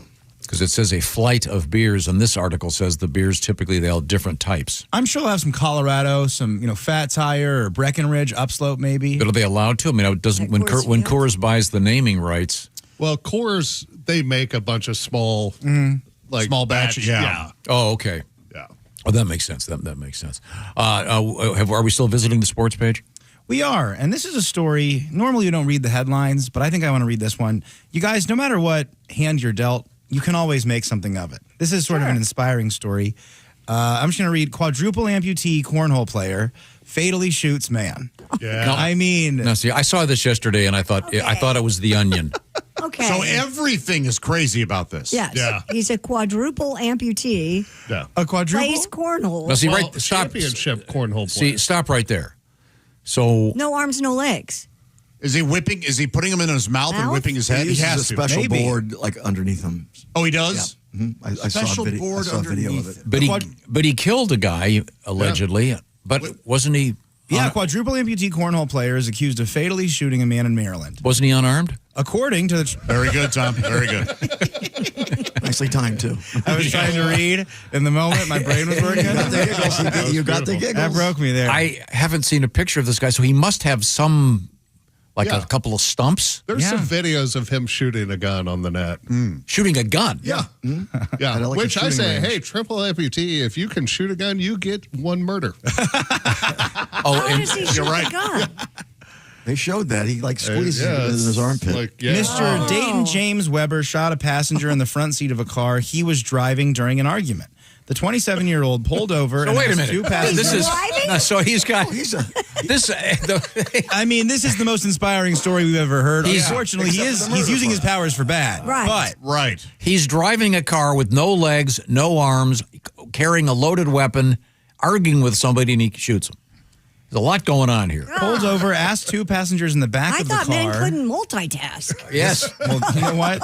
This guy can do a lot of stuff. Yes. He asked the two passengers in the back of the car to help pull the victim out, but they refused. They got out of the car and flagged down officers. Mr. Weber allegedly fled with the victim still in the car. Mr. Weber was arrested. They caught him 6 feet later. Was arrested in Baltimore County. He'll be charged with first-degree murder, second-degree murder, and related charges. Mr. Weber has reported that doctors had amputated his arms and legs when he was 10 months old to save his life. After he contracted a serious blood infection. He does have some remorse, though. He told his friends he feels like he's half the man he used to be. Cue the Stone Temple Pilots. But as you said, Willie, this is in a way kind of inspirational. It is. But at the same time, the murder component, you can see why the guy might have a hair-trigger temper. This is a wild story. Yeah, it is. Yeah, when I first saw it, I thought it was a joke. Sure. But no, this is actually happening. And there are YouTube videos of this guy shooting and stuff. So, and first of all, I didn't know there was professional cornhole. Yeah. Oh, yeah. Where do they play these? Oh my gosh, it's on ESPN. Don't you turn your TV on? We've been honorary members. At one year, we were honorary members. They sent us little membership cards. Oh. Yeah. Well, this guy's going to find out since he killed someone, he's going to be in prison. He's going to find out the cornhole championship there might involve his keister. A little different. Talk about being passed around. Yeah, no kidding. Yeah, he's going to be first base in the softball games out there in the yard. You know he's a virgin. Did you guys know? I didn't know it. He was on a beach one time. Oh yeah, he was upset. Hadn't been a quadriplegic for that long. Amputee, that is. Yeah. And he was just on his towel there, and his buddy had dropped him off. So spend some time on the beach, maybe reflect. He was crying quite a bit, and this woman came up. Yeah. I said, "Oh my gosh, sir, is there something I can do? What's the matter?" And he said, all I really want is just to get screwed, and I can't. Nobody's interested in me now. But I would just love to get screwed. And so she picked him up, threw him in the ocean, and said, "There, now you're screwed." That's all I wanted. Well, he's had a tough go. We've learned a lot. Yes, he has. We've learned a lot. There's professional cornhole, and again, this is sort of an inspiration in some ways. But I'm still trying to figure out how you could shoot a gun underneath your armpit. While driving. With no legs and no arms. And he fled the scene. How do you do that? He was driving. He jumped out of the car. He left the victim in the car. No. The other people jumped out. He drove off. Oh, that makes He drove sense. He drove off. I thought they said he ran away. That's literally. That's a miracle. I was laughing as I read the story. That wasn't a great. No, because the here passengers got out and ran away. it says they're trying to extradite him back to Charles County. The police got him in Albemarle County. Now there's a jurisdiction issue. Who's not going to this movie? Now, how are they going to be able to? Can they have that special effect where they can make it? They can make your leg Sure disappear. looked like Gary Sinise didn't have legs for a while there, didn't it? Yeah, they can do it. Wow. Okay. Although people get mad. You need to use an actual, legless actor. right. I mean, they can, but this is a tough call. Yeah. They might have to fake the cornhole. They could probably find the actor, but faking the ability to do the cornhole. Right. That takes training. Lloyd, try shooting again. I really hit it in my mouth. Oh, boy. He's got the bag in his your neck a little harder. He's got the cornhole bag in his mouth, you see. Oh, I thought that wasn't him in prison? What's up the bag, you dick? We are going to come back. I promise we'll get this show back on track. Don't forget, this is a really fun thing. Where did I put the poster? Oh, it's right behind me. I can read the information there. Our friends, we are going to be meeting all of you, I hope. Major League Baseball opening, the real opening of the season, of course, involves the Cincinnati Reds coming up this Thursday. That morning, we will be, courtesy of Lee's famous recipe chicken, we're going to be doing the show live from the great Smoke Justice Restaurant, Covington, Kentucky. Hope you can join us. We've got some charity T-shirts we're selling if you go to bobandtom.com and check out the pop-up shop. We'll return to the O'Reilly Auto Parts Studios. This is the Bob and Tom Show. For a complete copy of the Bob and Tom Show contest rules, go to bobandtom.com/contest-rules. Or just scroll down to the bottom of the page and see contest rules. This is the Bob and Tom Show.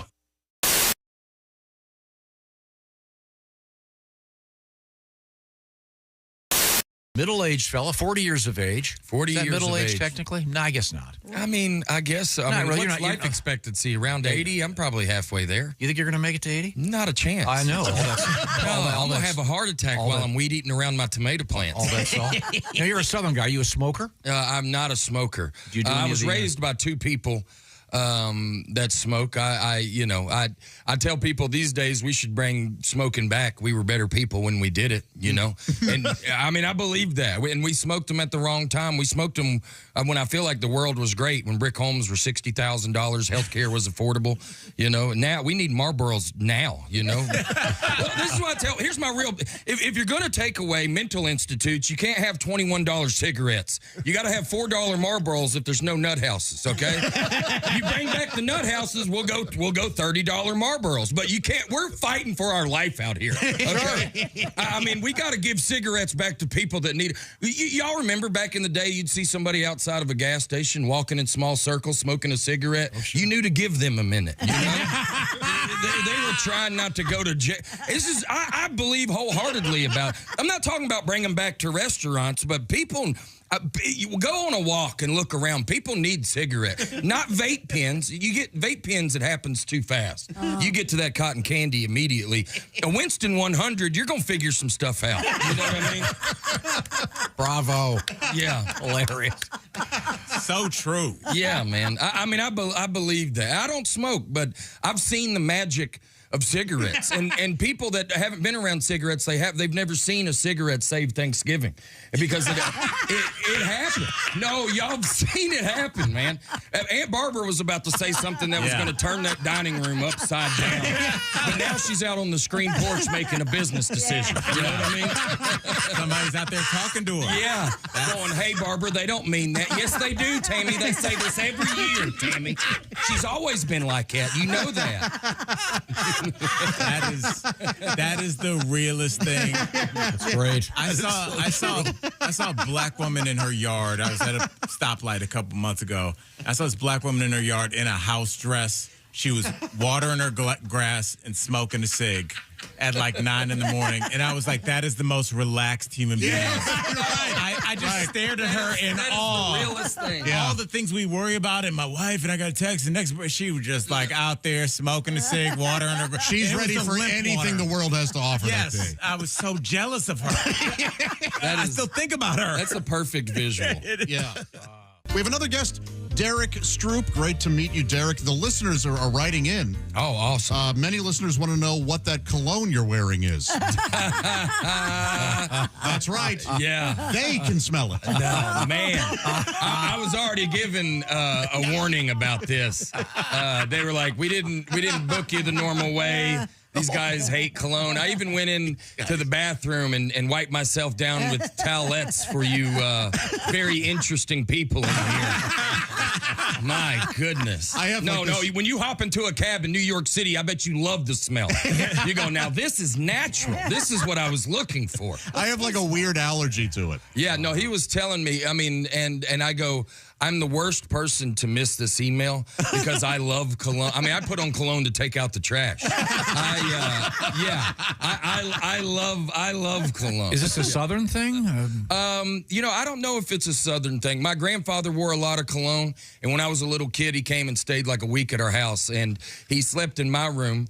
And I remember when he left, my pillow and my bed smelled like his cologne for like 3 weeks. And I loved it. I was like, I want to wear what he wears. And so I just started wearing cologne at a really young age. It was kind of one of those. I went out and bought the cologne my dad used to wear. Really? Yeah. Oh, the smell, I think almost more than like seeing something takes you back to like, I can still like smell like my grandmother's like boudoir. Remember old school women that would have like the triangular mirror? Yes. And there would be powder and stuff on it, just a smell, the baby powder. Like, yeah, I remember that. What did your dad wear? He wore Lagerfeld. Oh, nice. Yes, that was, you have to kind of get it from the website. Right. But that's the only cologne that I really own. But will you guys cologne up before you're on like a plane? Look, he's like looking out for other people like him. He's like, you sit next to people. I'm going to tell you, you're going to hate my answer. I put on cologne for all situations. I got in my head. One time I saw this reel that came on, and this guy was blasting men that put on cologne to go to work with men. Yeah. And I was like, no, I don't wear it thinking like that. I just wear it to smell good. But like, I mean, I've done some blue collar jobs, and if I'm going to cut grass, your boy's going to smell good while he's on the lawnmower. Yeah. All right. And what is the name of your cologne?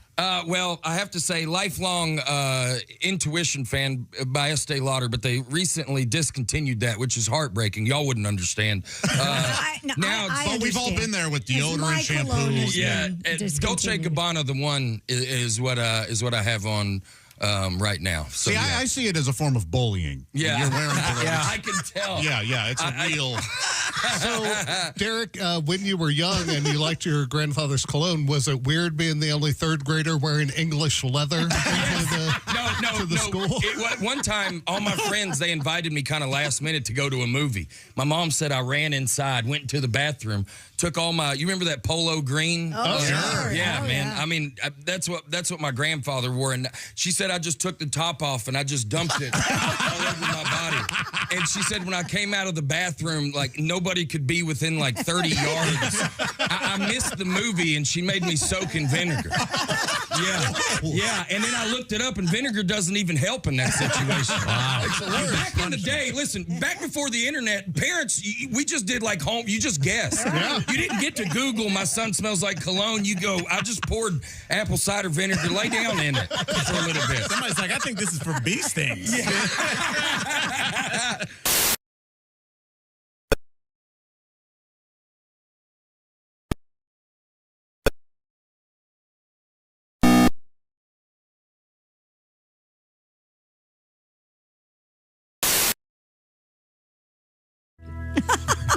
Hi, it's the Bob and Tom Show. Thank you so much for joining us. We're live from the O'Reilly Auto Parts Studios. Christy Lee is at the news desk. Hey. Pat Godwin's across the way. Hello. As is Jeff Oskey. Hey, man. At the OrangeInsoles.com sports desk, it's the one and only Willie Griswold. Hey. Ace Cosby there. Hello. I'm Josh Arnold, and there's Tom. Hey, hi. We've learned a lot. If you're just joining us, I mean, inspirational show.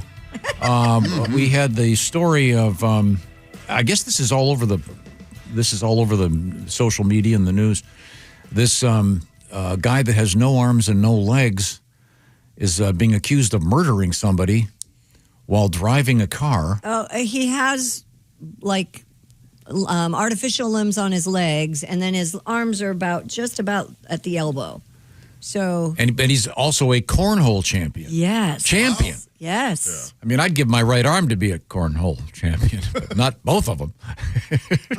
Hey, fellas, just take one, all right? But he's accused of murder. Yep. Did you see the thing where his lawyer said he doesn't have a leg to stand on?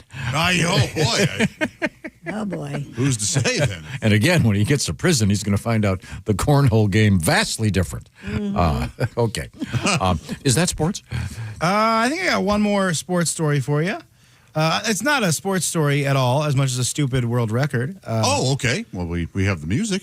We have the music that I do not know where it is. Record. Can we get a little... There we go. Guys. Look at that. A little bit of teamwork made it happen. An Austrian man has broken the Guinness World Record for the most balloons passed through the nose and out of the mouth in 1 minute. What? And no, wait a minute. Do we have the video on this? No. Okay. Man, I know a guy who could do this with his chain that he wore around his neck. Oh. He would do it at lunch. What? We were always bummed out, like at school. Yeah. Gosh, what prison is he in now? I guarantee it. You eat the chain and bring it up through his nose, put the chain in his mouth? No, he would stick it into his nose somehow first and then pull it out his mouth. Oh, my gosh. Yeah. And he would kind of floss. He was a nightmare of a kid. Mr. Malte Dunzer achieved the title after threading 10 balloons into his nostril and pulling them out of his mouth within the time limit. He performed the stunt before a live audience in Germany.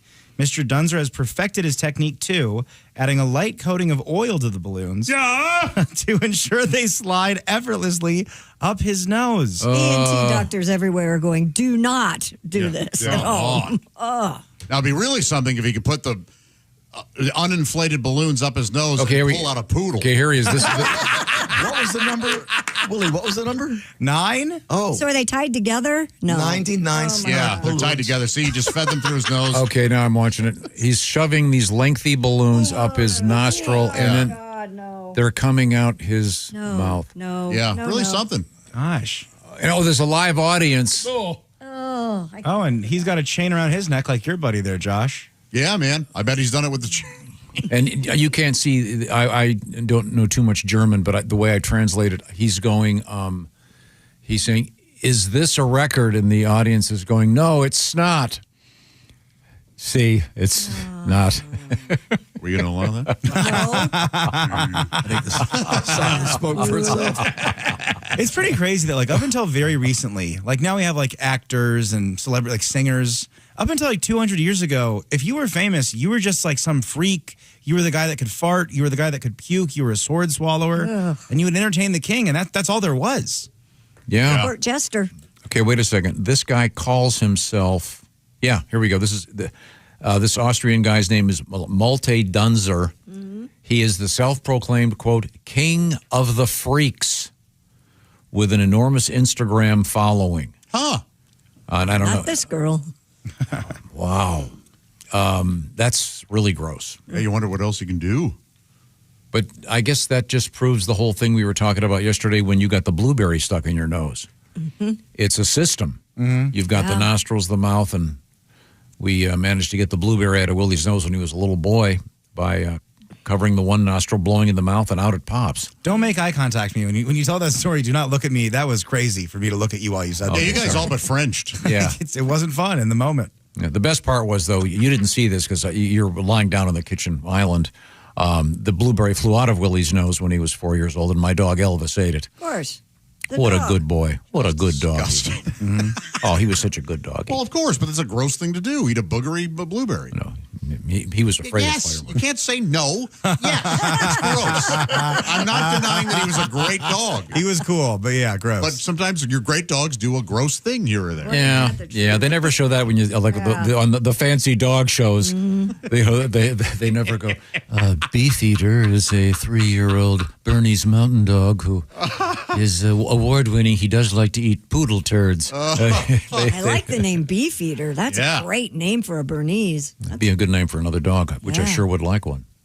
A Bernese? I'm getting voted down. I think Willie's sister Lucy is going to get a Bernese Mountain Dog. Is she really? Yeah, that's the plan. My niece has 3 of them. I spent the weekend with them. Oh, really? Very sweet. 3 of them? Mm-hmm. Yeah. How big are they? Big. Yeah. 3 big dogs. You had a weekend with Bernese? 3. Yes, I did. Now, I know it's weekend at Bernese. No. but it's- No. That makes up for We got three Bernese the guy getting kids. screwed in the beach. You didn't like that joke? No, I loved it. Yeah, it was a great time. That's a classic. I did love that joke. I clapped you out of here. It was great. I even figured out how to clean it up a little. Yeah. I wondered where you were going to go. Yeah, and I halfway through I realized why the operative word was screwed. Yeah. When I realized the thing. That is over there, the orangeinsoles.com sports desk. I know what you're saying. My bracket. I entered my bracket and things didn't work out. Well, that'll happen. It's a complicated world. That's why they play the games. But Orange Insoles is still stepping up because they've got a new 4K television that you could win. Visit bobandtom.com/contest. By the way, take a chance at bobandtom.com on doing something fun and something nice. We have our little pop-up shop is officially popped up. And among other things, we have the Brave Gowns charity thing we're doing with these T-shirts associated with our visit to Cincinnati on Thursday morning. You can be part of that. There's some cool shirts. And you can also just make a donation if you want. Brave Gowns, this little outfit that sews capes and little superhero outfits for kids that are in the hospital. And that's a wonderful program. Bring them a little cheer. All of them did that. Something kind of fun. Now, let's go from balloons passing through your nose to the news desk with Christy Lee. You have a little short one for us? A little short one. What do you want to do? Government employees in Kenya now get 2 days off a month for so-called menstrual leave. This is an interesting idea. I mean, the new policy grants county government employees in Nairobi 2 days off every month to deal with the pain and discomfort of menstruation. The no questions asked policy is designed to improve productivity and well-being among the workers. No, I mentioned this earlier, and it's true according to Christy Lee anyway. Well, that when women are close together, you start everything cycles at the same time. Cycle at the same time, unless you're on a birth control pill, then it's different. But yeah. But I mean, wouldn't all the ladies at the office all be gone in the same 2 days? Well, not. I mean, I don't think that proximity is enough. You walk in. You walk in. The doctor goes, "Yeah, I know. I don't usually sit at the front desk. I got to go wash my hands before I touch this paper." It's interesting. Yeah, but Christy, and I probably have this wrong because I'm a man, but it's not necessarily that when you start. It's before. Like we want you to take off the couple days before when you guys are losing your minds. So can you do that? Maybe you do is there one. PMS one? Maybe a PMS day and then a regular day. I don't know, because usually the first day is the worst day. Is anyone going to work? Oh, don't give me that. What? Okay, I think Jeff, I got an idea for you. Jeez. Okay. You get 2 days off when your wife is having. Awesome. Yeah. Wait a minute, that's a bad idea. Then you'd be stuck home with her. Stuck with Wait her. a second, bad idea. That's horrible. You guys have moody days. Come on. Yeah, Christy. I don't recall a day. Well, Yeah. I was going to say where you were on your period and we worked together. But There wasn't. We get back to the Paleolithic era. you put up with our moods. We never really have to put up with your mood. I don't have that problem anymore. But Yeah. But I think there are certain moody factors in this building. Oh, We've encouraged certain people to have like a little a signal so we'd know. Have you been to work yet? The red flag's up again. Uh-oh. Yeah. That's probably true of every office. Of course. Yeah. You know, the first thing when you walk in, you go, "How's Johnson today?" Okay. Not everybody can be happy all the time. Are you implying that you're not?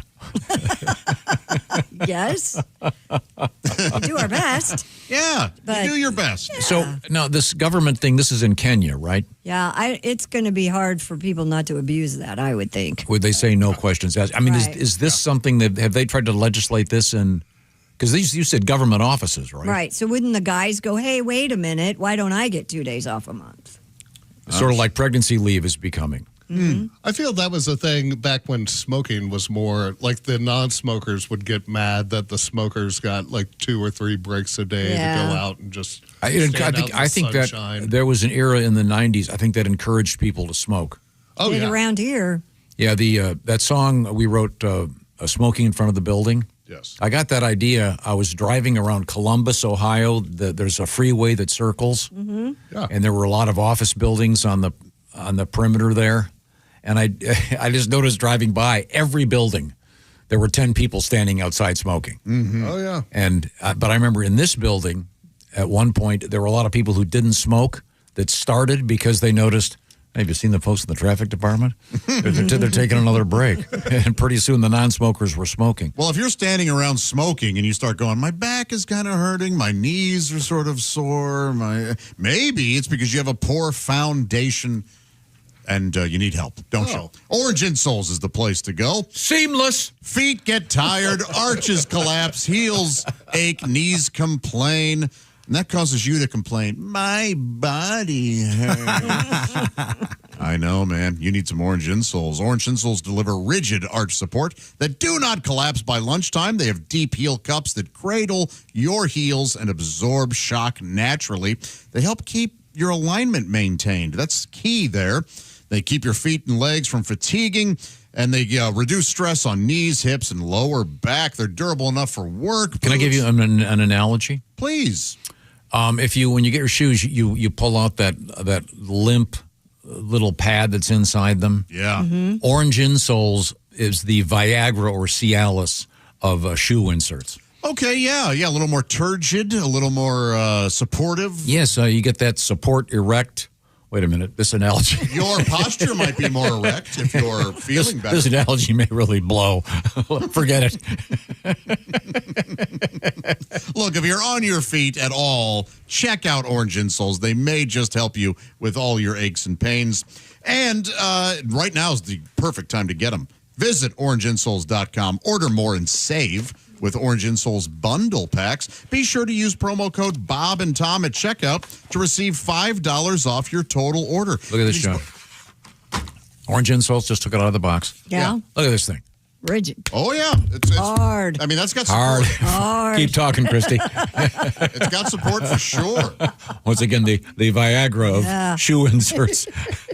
Bob and Tom is the promo code to put in. You're going to get $5 off your total order. Don't send our friends at Orange Insoles a copy of this commercial. Plus, free shipping in the U.S. OrangeInsoles.com. Promo code Bob and Tom. Yeah, I'm a big fan, by the way. I wear them all the time. They keep me upright and rigid. Good. I mean, wait a minute.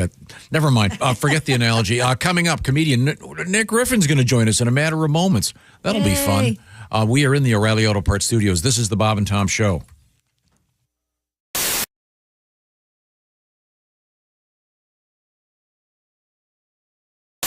Does your new wife cook? Internet cooking chef.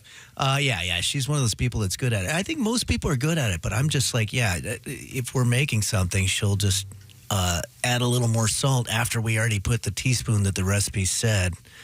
And I'm like, what are you, out of your mind? It says 1 teaspoon. Now we've got to figure out, we have to add all the other ingredients to the proportion that you just put of a teaspoon in there. Right.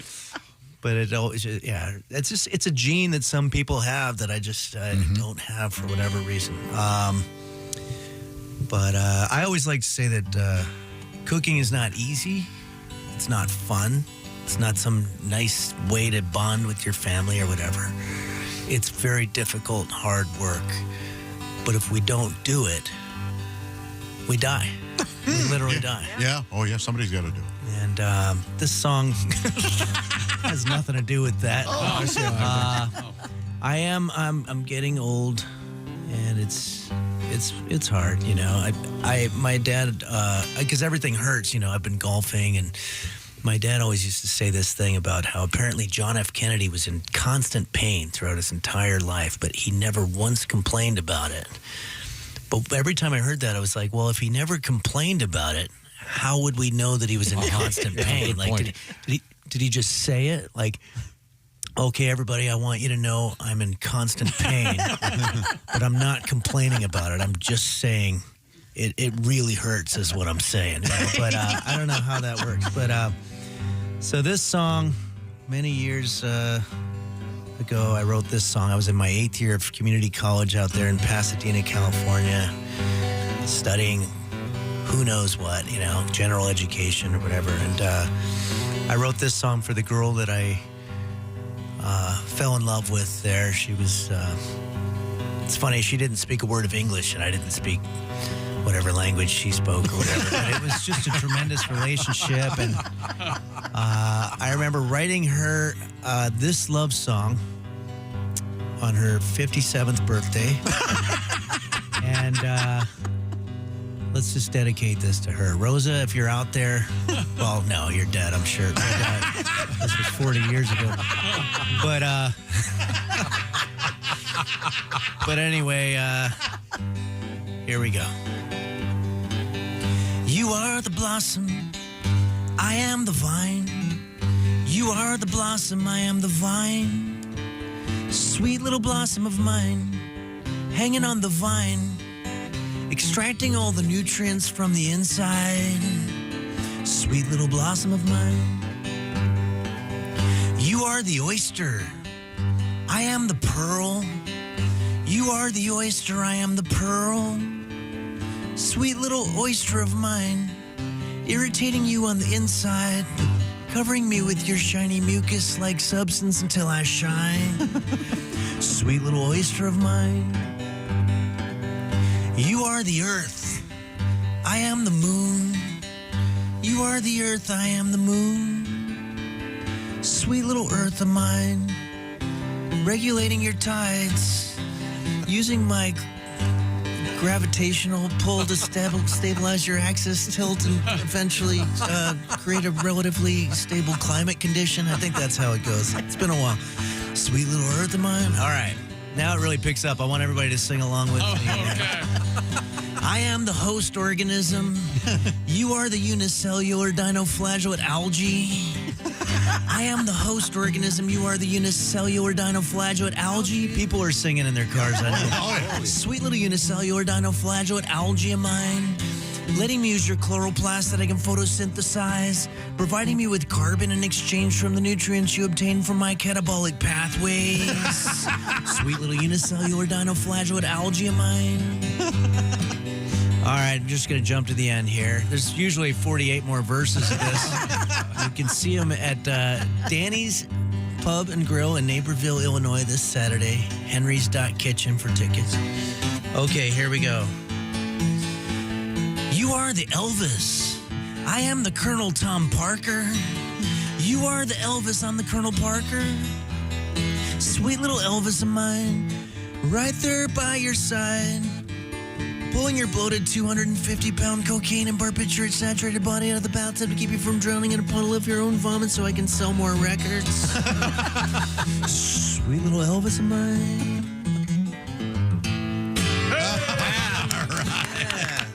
Henry has left the building. It was like a science lesson there for a second. Yeah, it was. Flatulent something. Hello, my name is Alexa. If you have a smart speaker and what to hear, Bob and Tom Radio, just say Alexa, play Bob and Tom Radio on TuneIn. Now, you try it. Alexa, play Bob and Tom Radio on TuneIn. That's the first smart thing you've said to me since you took me out of the box.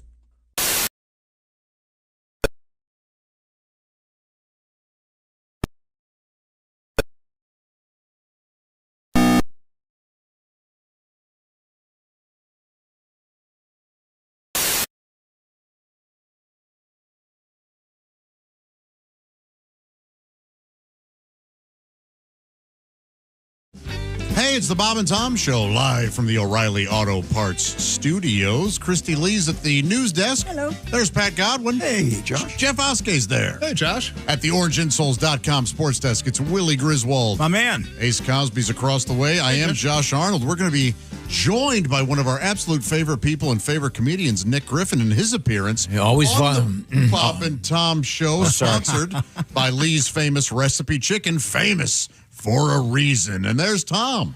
Oh, that's right. Thank you very much. Violating one of our rules, we don't like to have comedians more handsome than any of us. And there we go. Oh, there he is up there. It's comedian Nick Griffin. Hi, Nick. Hi, Nick. And are you at home, Nick?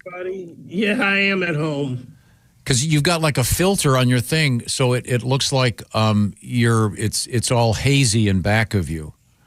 Is that? Yeah, I did that. I don't want you to know how huge my apartment is. It'll make you you know, it'll make you feel bad. Yeah, it looks vast. That's the only word I can think of. Are you in New York City? I am in New York City, yeah. Because then last time we talked, you were contemplating moving to, what was it, Kansas City? You were thinking maybe. I actually was, yeah. My parents are getting older, and they've asked that I stop this charade. And well, by the way, Nick Griffin, a comedian, is going to be at Comedy Off-Broadway in one of the most beautiful cities in America, Lexington, Kentucky, beginning Thursday evening. You'll be there all weekend long for some great live stand-up comedy. Nick is a veteran of the David Letterman show, has one of the best David Letterman stories of all time. I will not make you tell it. It involves 90 seconds of silence in the middle of a set, but it all worked out in the end. Nick is one of our favorites, and you're doing some great live stand-up. And I guess I should ask, anything new in your love life? Anything new in your... I hesitate to ask. well, you don't have to hesitate. I'm a grown man now, and I can take the bitter truth. No, I just don't go out much anymore. I stay in my blurred apartment. And,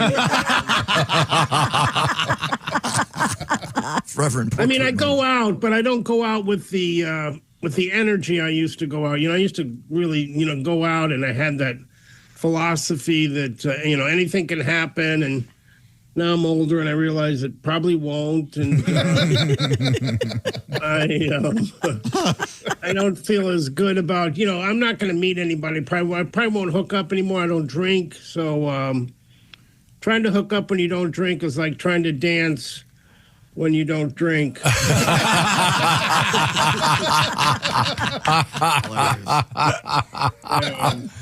And you've been a non-drinker, I think, ever since we met you, right? I know, yeah. It's been a while, and it's okay. It's just, I don't want to go to a club. I don't want to go to a bar. Two people my age going out, leaving a bar, they're not horny, they're tired, Now, were you ever a smoker? Tom, I was a smoker, and I'm not proud of it, but I did smoke quite a bit. Yeah, I did my fair share. I stopped about 20 years ago, which was, I feel okay about it. I'm trying to be more positive, Tom. So they say if you want to be more positive, you have to get rid of all the negative people in your life. And so now I'm all alone. I thought you were going to hang up on Tom. I thought you were. I was sure you were going to cut the signal. The segment short. Our guest is comedian. Bye, Bob and Tom. Our guest is comedian Nick Griffin. I should also mention that Nick's going to be venturing out to another beautiful spot, Boise, Idaho. Oh, I love that. April 30th through May 2nd. But once again, this weekend, it's Comedy Off-Broadway in Lexington, Kentucky, starting, starting Thursday night. So That's right. That'll be fun. Thursday night. And I will put a plug in for us right now, Nick, because Thursday morning, this show will be coming to you from the Commonwealth of Kentucky. We're going to be doing our special event in honor of the Cincinnati Reds opening up their season Thursday. And right now, the weather forecast looking pretty good by game time. So we hope to see you at Smoke Justice Thursday morning in Covington, Kentucky, courtesy of Lee's famous recipe chicken. Our guest is on his way to Kentucky also. It's Nick Griffin. And so there's not much dating going on in your life. You're living in New York City. You're by yourself, of course. We've make that clear. Mr. Positive. You can say that with confidence. Is that what you're saying? Yeah. Now I can't because you've got the blur factor on the TV. I do see things on the wall behind you. Are those artistic pieces or? Yes, they are artistic pieces. My mom likes paintings and stuff, and she gives me her stuff that she gets rid of. So I put it up. I like to have things to talk to while I'm walking around the apartment. Now, if let's just say there was an occurrence in which you brought a lady back to your apartment, Have you reviewed the things on the wall and see how you thought to yourself, I wonder how a woman would respond to this? I know, for example, that you are quite the fan of the horror movie genre. Do you have any? I have stacks of Scream magazine, Fangoria, all over the apartment.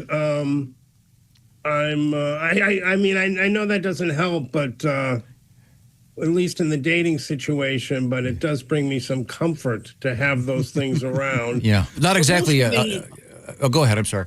No, go ahead. I was getting not exactly the panty dropper when they come to your place and there's a copy of some horror comic book. Yeah, it's not exactly Architectural Digest or a hot tub, but yeah, I gotta get that. Yeah. I don't know. I really am trying to kind of lift myself up and do better, just sort of in attitude wise. I think it's pretty cool or it can be pretty cool to have a bad attitude when you're young. You get a title when you're young. You're a bad boy. You have a bad attitude when you're older. You're just cranky. It doesn't have the same ring to it. Yeah. Yeah. Well, do you have any ammo when it comes to these interpersonal relationships? Do people come up to you after your shows occasionally? Some lady goes, "You're really funny. Let's go out." Yeah, every now and then someone does, and I think, geez, what kind of lunatic just watched my act?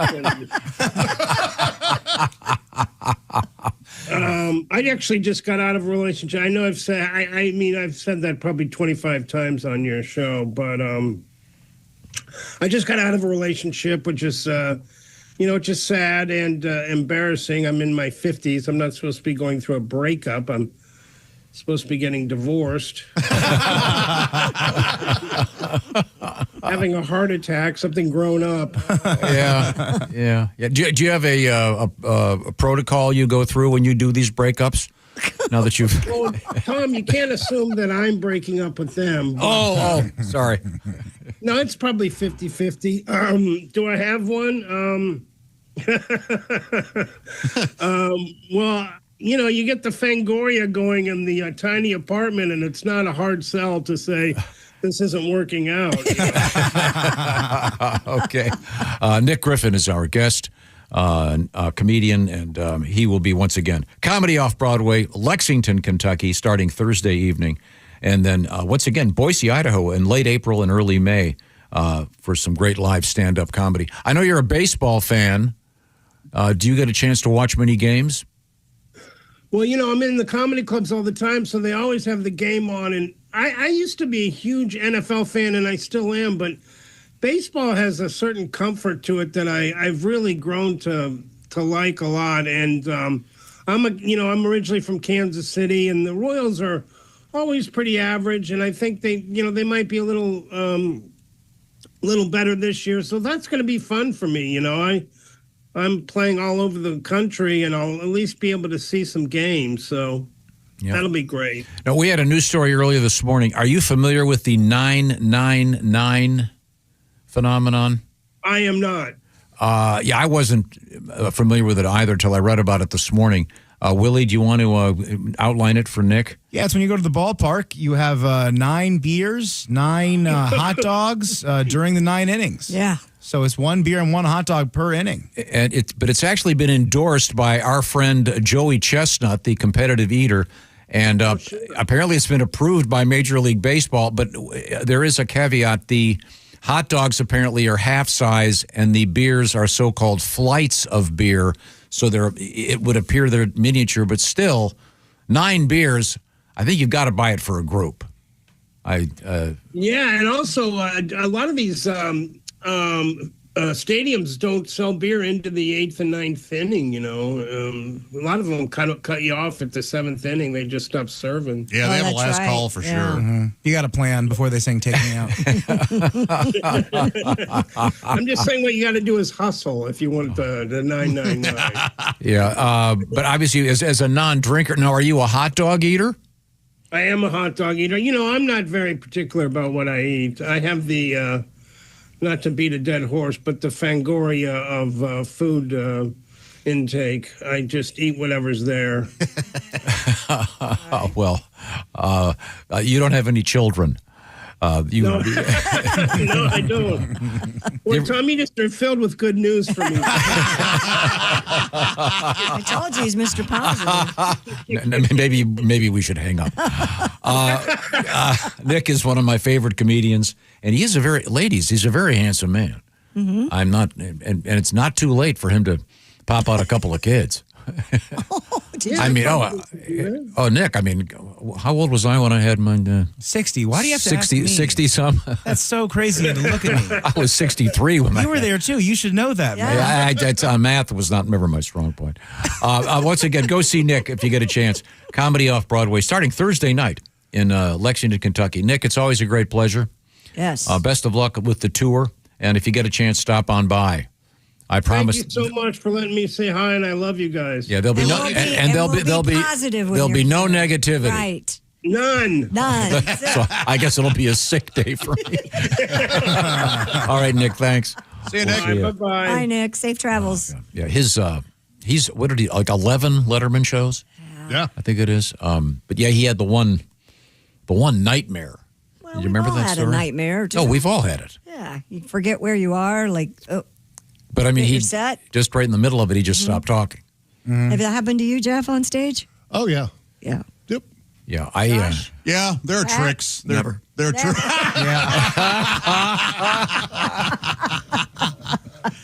What is your trick? Well, sometimes my trick is no trick at all. I just go, you know what? I do not remember what I wanted to tell you guys. And then it kind of gets a laugh, and then depending on, and it might take me a little bit to get to what I wanted to say. Give it up for the other comics. Give it up for the servers. I don't resort to those. If you get to the troops, then you forgot the whole act. If you're saying that. Yeah. I mean, it happens here all the time. Mm-hmm. Recently, I think I said to Christy, hey, what's coming up Thursday? As I was desperately trying to find something over here. Oh, you do it to me every day. Yeah, that's what you're here for.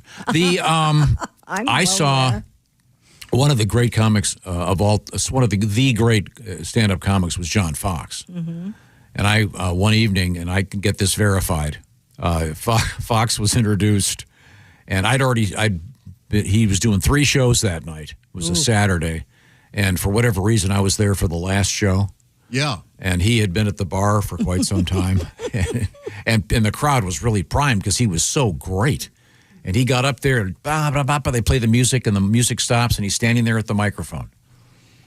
And there's silence. And after a minute, someone screams out, 2 firemen! And he starts and he goes.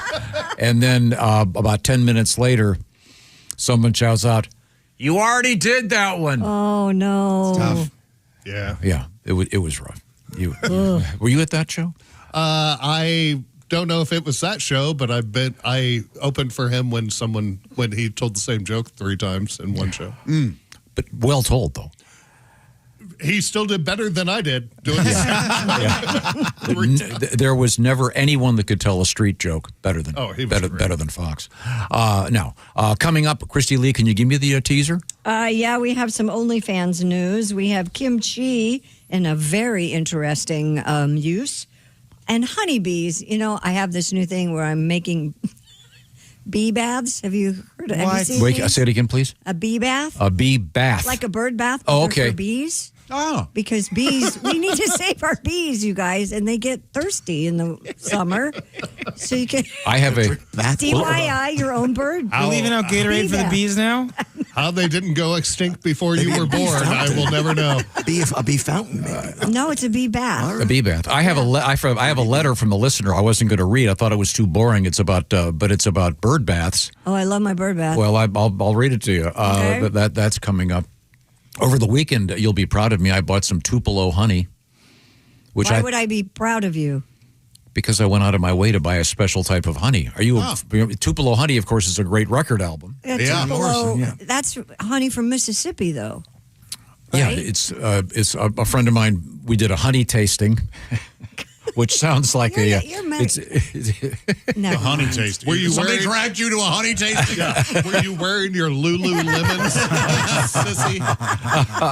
It's hard being sophisticated among you animals. Yeah, honey tasting. Yeah. You should be buying honey from your neighbors. Tupelo honey is a special. It is delicious. You want to buy local honey. Yeah, well, I felt like getting rid of $40 the hard way. Speaking of money, yeah, I've always hated going to the mailbox and you open it up and it's a bunch of bills. No one writes letters anymore. But when you get those bills, if you have a credit card and you've got a heavy balance you've been kind of letting slide every month, if you read the fine print, it can get to the point where all you're doing is paying off the interest. Because the laws in this country allow credit card companies to charge sometimes upwards of 20% interest on that money that you're, I guess, technically borrowing to buy all that stuff. So if you've got yourself underwater, as they say, this might be a good solution for you. There are a lot of tricks out there. This one isn't a trick. This involves taking advantage of what's been going on in the economy.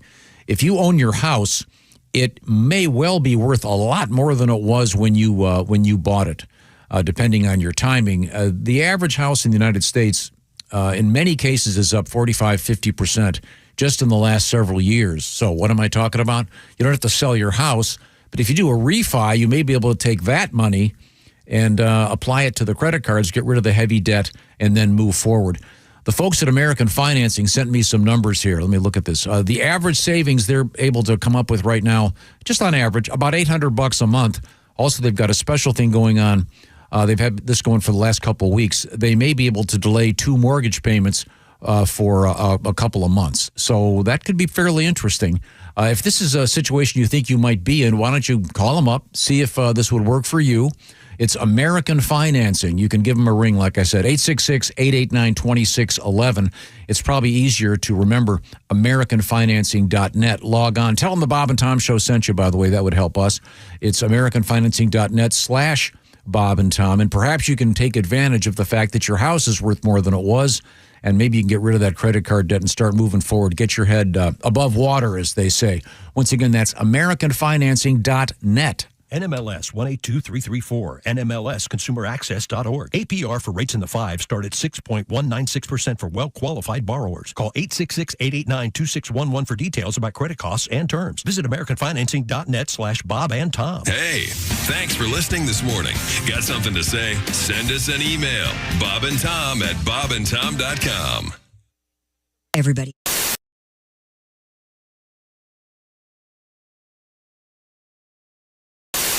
Hey! You still don't have orange insoles? Do you walk? Do you stand? Do you work? Then, buddy, your feet are losing the war every single day. Your arches go flat. Your heels scream. Your knees pop like popcorn. But wait. What if I told you you don't need a prescription, you don't need a diagnosis, you just need orange insoles? Rigid arch support that does not collapse. Deep heel cup for shock absorption. Built strong for work boots. Comfortable enough for everyday shoes. You upgraded your tires. You upgraded your mattress. Maybe, just maybe, upgrade what you stand on every single day. Orange insoles. If you have feet, you qualify.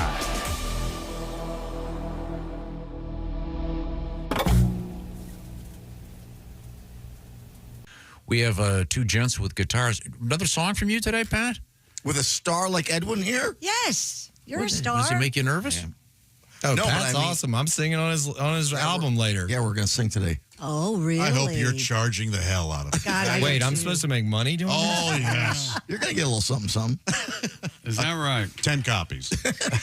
What song is he singing on? Maybe you could practice. It's called This Life is Killing Me, and it's a surprise. We're going to, Oh, all right. you'll hear it when we're done. Okay. All right. Now, you were mentioning the fact that you have a song that you sing at weddings. Yes. Oh, The Curse. It has been banned. Mm-hmm. You want to hear that? No, I just want you. The story is, I'm trying to remember. You're going to sing it for someone's wedding this Halloween. Is that correct? Correct. Halloween night. Somebody's getting married on Halloween? Mm-hmm. And every time you've done this song, the couples have gotten divorced. Is that correct? That is correct. And this- Like 100%, right? This song's never failed. I've done it for at least maybe 30 people, relatives, friends, and they've all gotten divorced. 30 for 30 then. Yeah, at least 30. These people are aware of your stats. Yeah. Okay. They think it's funny. They want to break the curse. All right. And she's a really cool person, Michelle. I talked to her over the weekend, and they're all getting dressed up in Halloween costumes. They're having a wacky wedding on Halloween night. Cool. And they want to have something like this because they want to break the curse because they say their love is so strong. All right. This is the second song I've ever written, and it's got a nice little pleasant melody, but lyrically it's a little naive. Oh, just play a sample for our expert songwriter, Edwin McCain.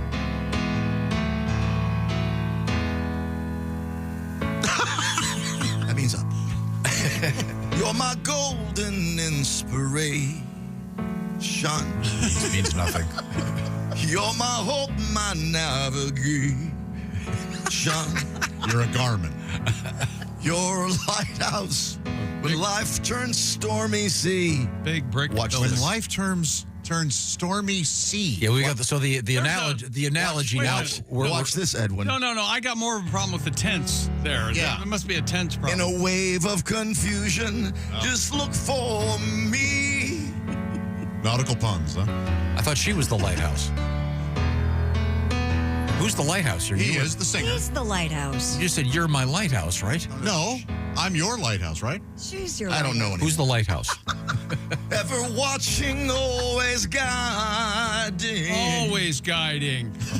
Check my course, which way I'm riding. What are you riding? You got a boat? Oh, the horse drowned. Could I do the song at least? Your lighthouse. So you got the horse up on deck? Is that what I'm hearing? Mexican Navy. Yeah. I think it must be. I'm being heckled by Edwin now. Sorry. Life turns stormy sea. So she's your lighthouse. I don't know anymore. Okay. Wish I were falling off a lighthouse. I wish the lighthouse was on fire. In a wave of confusion, just look for, hold the note, me, oh, you're my lighthouse. I wish I was on a lighthouse with Willem Dafoe trying to kill me. That's what I wish. Okay, so I'm confused. If you're confused, look for me. You're the lighthouse now? I don't know. He always was the lighthouse. Shut up, Christy Lee. Don't listen to the words, just listen to the music in me. Because the lyrics don't mean anything when you're 22. Try singing I'll Be at some point. I got the music in me. Your lighthouse. Your lighthouse when it showers. I'll be your lighthouse when it's night. You'll be hearing from my attorney. Yeah. You're not going to sue you. He's just going to say, it was so embarrassing. Please stop doing it.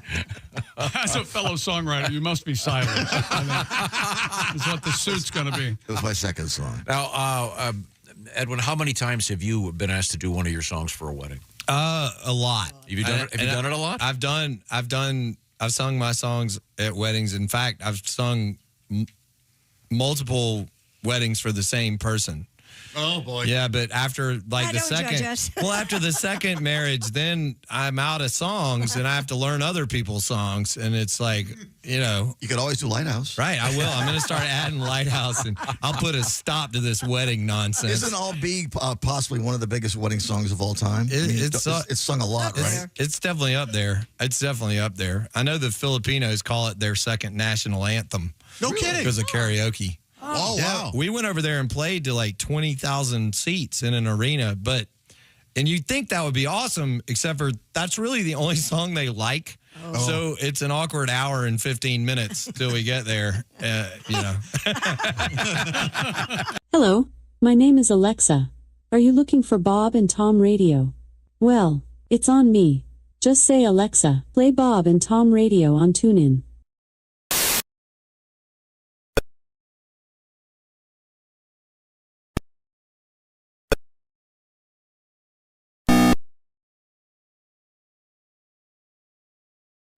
Hey, it's the Bob and Tom Show, live from the O'Reilly Auto Parts Studios. Thank you for being here with us. There's Christy Lee at the news desk. Hello. Pat Godwin's there. Hey, Josh. There's Jeff Oskey. Hey, man.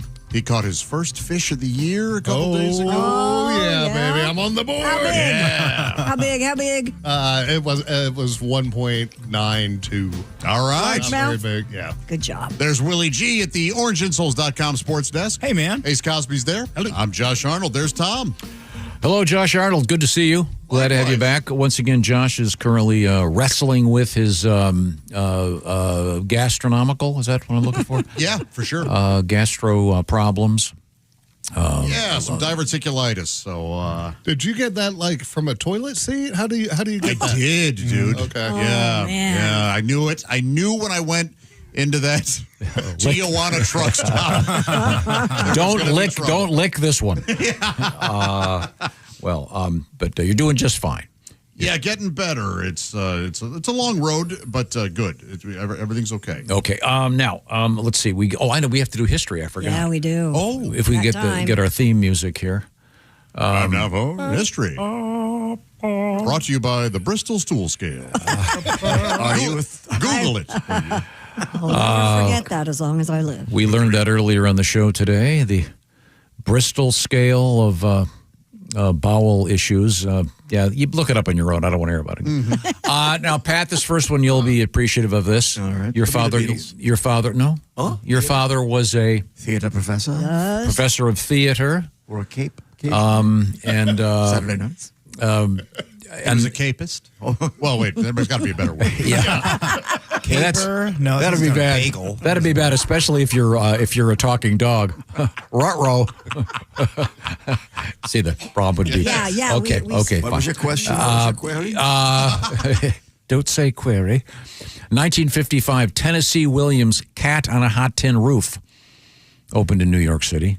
Indeed. Big Daddy. To big reviews. Yes. Yeah, Wonderful play. I went to see it. I was disappointed. I was hoping there'd be like a talking cat or something cool. Just a bunch. I can see your house from here. Is that the one that goes, Stella? No, that's What's Streetcar. that? That's Streetcar Named Desire. A talking cat, and the cat, the whole performance went, ow, ow. Yeah. Although it's not my cup of tea, but I'd rather sit through that than Cats. Although, you know something? Maybe I wouldn't. Never mind. Let's see. Also on this date in history, let's see. This is Led Zeppelin released Houses of the Holy. Oh. Is that got butts on the front of it? In the window? Is that what you're talking about? There's like a lady. Or a guy with sticks. Or like a mountain of butts? It's like a pyramid and people are climbing up it? Oh, yeah. No, I don't think so. Oh, No. okay. I can't remember. I can never remember which album is which. Houses of Holy. I'm picturing a bunch of windows. I think you're right. No, that's No, that's the other one. I never got these. They always confused me. Yeah. Sometimes One the has a titles. guy like Yeah. Titles didn't match the one song. guy's carrying Right. hay or something. Oh, I love. After watching the documentary, I understand why they did it, but man. Yeah. As someone who doesn't listen to a lot of Led Zeppelin, but I like Led Zeppelin, trying to find the Led Zeppelin song that I like is just an impossibility. It's usually you, Black Jeff. Dog. Yes. It's usually Black Dog. The rest of the stuff they're singing about hobbits or whatever. They get very weird. Yeah. And Willie, you are absolutely right. It is the butts. Yeah. Okay. Let me see. The women on the rocks. Yeah, or it's either women. one woman over time. Yeah, gotcha. Actually, they might be children. Yeah. We got some. Wow. Yeah, they aged out of Jimmy Page's sphere. No, I didn't. Gosh, that's. Oh my gosh. Sorry, but yeah, sometimes the songs don't were match. they Like, crawling up to Epstein Island? God. hey, we got a gig. Okay. Oh, here we go. Birthdays. Let's do birthdays. These are always happy. All right. 1874, Harry Houdini famously came out of his mother's womb and came out the usual way and immediately said ta-da. Great escape. That was not his name at birth. What was it? It doesn't say here. Harry? But, Just Harry? Was it a foreign name? It was like Schwartz or something. Amazing Schwartz. Schwartz? Yeah, no. But famously died when some idiot fan punched him in the belly because he could prepare himself for that and you could punch him, but he had to be ready apparently. Here's a good one. Do you know who this is, Pat Godwin?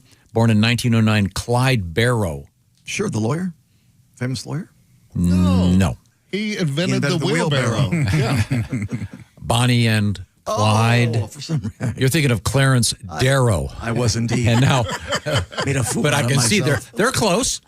One begins with a C. They both rhyme with arrow. I can see why you'd make that error. I certainly would myself. Born in 1930, Steve McQueen. Yes. Very cool guy. Yep. Was he in Bullet? He is in Bullet. In Bullet. Yeah. And he's famous. He's Lightning McQueen's brother. Oh, really? Oh, really? From the Cars movie. Big fan of his work. Yeah. Ka-chow and such.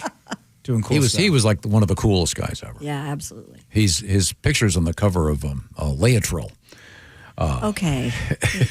He makes one apricot mistake. But you know who this is? You'll know this one, Christy. Mary Berry. Mary Berry. Oh, I know her. She's on the that British show where they make the desserts, the Great British Baking Show. Oh, I don't watch that I said almost every word of the thing that it was. That really stunk. I love that show. I don't know. There's something hypnotic about that show. You've never watched an episode. Maybe check it out. I remember the first time I ever watched that, I watched like 3 in a row. Mm-hmm. They've got a really great cast of judges, and it takes place in a tent in some estate in England. And there's that one weird comedian that has the really goofy, just this bizarre Got kind of a David Bowie androgynous thing going on. Yeah, and he's just this complete weirdo. Then there's the one guy with the deep blue eyes, and Mary Berry. Paul Hollywood. Okay. Yeah, that's right. Yeah, but Mary Berry's famous for her Victoria sponge cake. Okay. Yeah, the Victoria sponge sounds like a birth control device. It does. All right, shove it in, and then have at it. Watch me vigorously. Happy birthday! Let's see, Josh, you'll know this one, so I'll give it to Mr. Oskey. R. Lee Ermey. Ermey? Yeah, did you ever see Full Metal Jacket? Yeah. Is that the drill instructor? Yeah. Oh, okay. And he was a legit. Right. He actually was a Before an actor. He was a drill instructor. Yeah. A friend of the show, sadly gone, Louis Anderson, born on this date in 1953. Great. I miss you guys. Yeah, he was such a nice guy. Very nice. Oh, yeah. Just such and so funny. If you ever get a chance, Google his first appearance on Carson. He's brilliant. God, just one of those guys, unlike anybody else. Lastly, happy birthday to The Undertaker. Anybody? Yeah. You know his real name? The Undertaker. No. He's got a really cool. His real name is Mark Calloway. Mark Calloway. Doesn't he sound like he should be? Yeah. He should be the Mark Calloway production. Yeah, the new president of the club, Mark Calloway. Right. He's got some great walk-up music. He lets everybody know when he's coming out. Oh, doesn't he? yeah. Wrestlers, that is the best. Yeah. Because one note and the crowd goes berserk. Yeah, great walk-up music. Oh, we got to mention our friend, the great Peyton Manning. Happy birthday, Peyton. Oh, happy birthday. I love you so much. Yeah. Oh, We all do. The greatest. Miss you. I've never met him. He refuses to meet me. Oh, I didn't know. He was going to come in just recently, and I said, told him Josh is here. He said, Eli's work. I'm not coming in. Coming up, we have Christy Lee at the news desk. Yeah, you do. We have microplastics in a fun way in the news, meteorites, and another claw machine story. But this time, it's not a kid stuck in it. It's a story that I don't want my kids to hear. Okay. Because they'll want to go there. These are the O'Reilly Auto Parts Studios. This is the Bob and Tom Show. Hey, thanks for listening to the Bob and Tom Show this morning. Get a look at today's show on our YouTube channel. You've probably...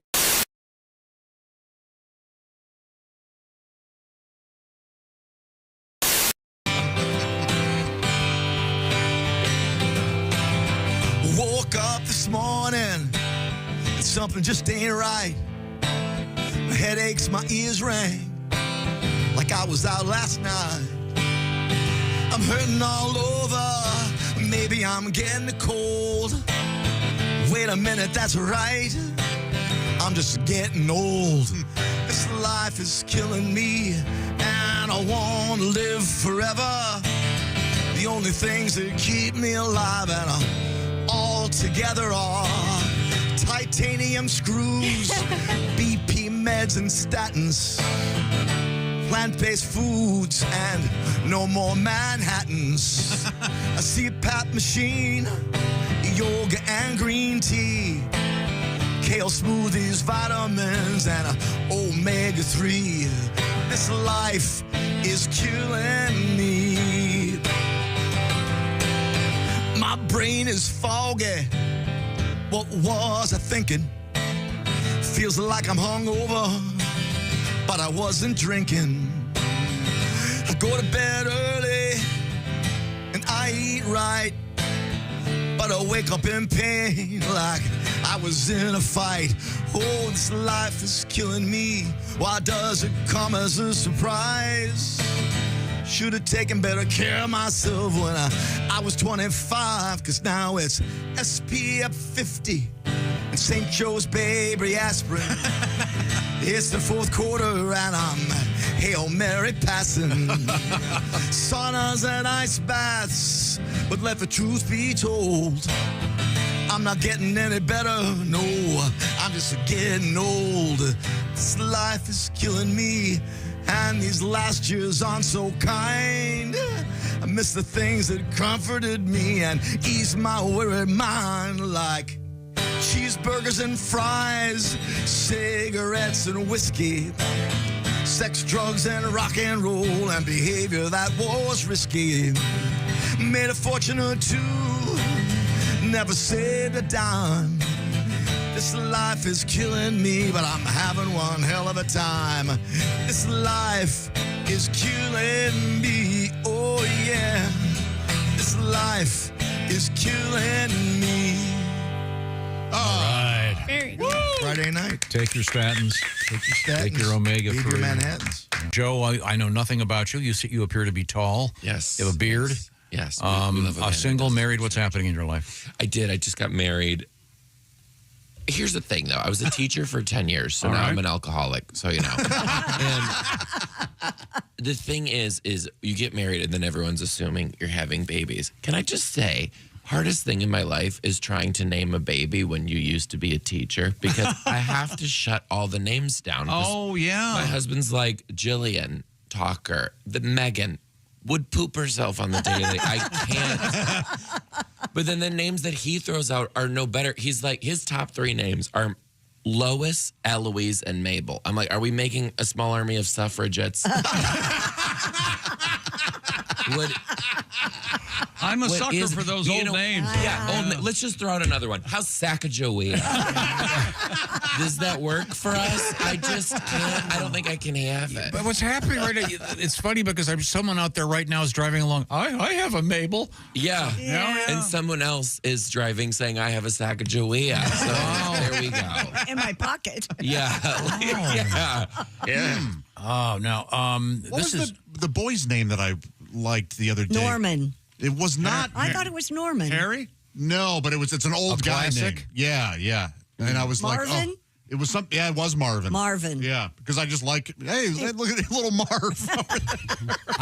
Marvin, I always think of Marvin Hamlish, who was a fine musician. Sure, but buddy, my Marvin Davidson crapped his pants in 3rd grade right next to me. Oh, man. Yeah. Muddy That's Marvin. That's what I think of when I think of Marvin. Well, kids are so cruel. When I was at day camp, one of the guys crapped in the pool. Sure. Oh, yeah. And I was probably, 8 or 9, whatever. He ended up going to the same high school in the same building, and he was known for that for the rest of his life. Aw. Everyone, he was a senior in high school, and someone would go, he's the guy that crapped in the pool 10 years ago. Everyone knew it. Did they put it in the yearbook, too? Well, Tom was in charge of the yearbook, so yes. The answer is yes and yes. Did you? What was his nickname? Did it have to do with what was it like? I can't say. Baby Ruth. Oh, okay. His nickname was Deuce Marvin. or something. This is a real person. I don't want to. Okay. Now, Joe, you must know from Cruel Kids, right? Kids will literally cut you the deepest you've ever been cut. Like I had a kid. I taught kindergarten for a short period of time, and I dyed my hair. Okay, because First, I just wanted to look a little younger. All right. And then laugh it up, girl.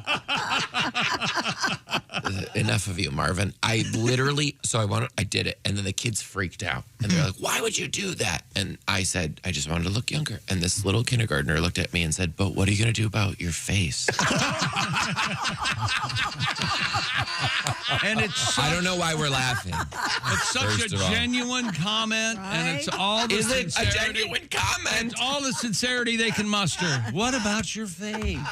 I have a question for you. I feel like this is a good radio audience question. Last night, we started the tour at the Improv in Hollywood, and it was a fun show. And Erica was with me, and she's a pretty girl. And after the show, I'm saying hi to some people, and this really, really drunk man with his partner, he comes up and he's just staring at my wife, and then he stares at me, and he goes, "Man, you outkicked your coverage." You guys heard that? Oh, yeah, sure. And I'm trying to decide, should I be offended or should I try to embrace it as a compliment, even though it's destroying my ego? And then I was like, I'm just going to let it go because, between me and you guys, I looked at his wife. It looks like he got a safety.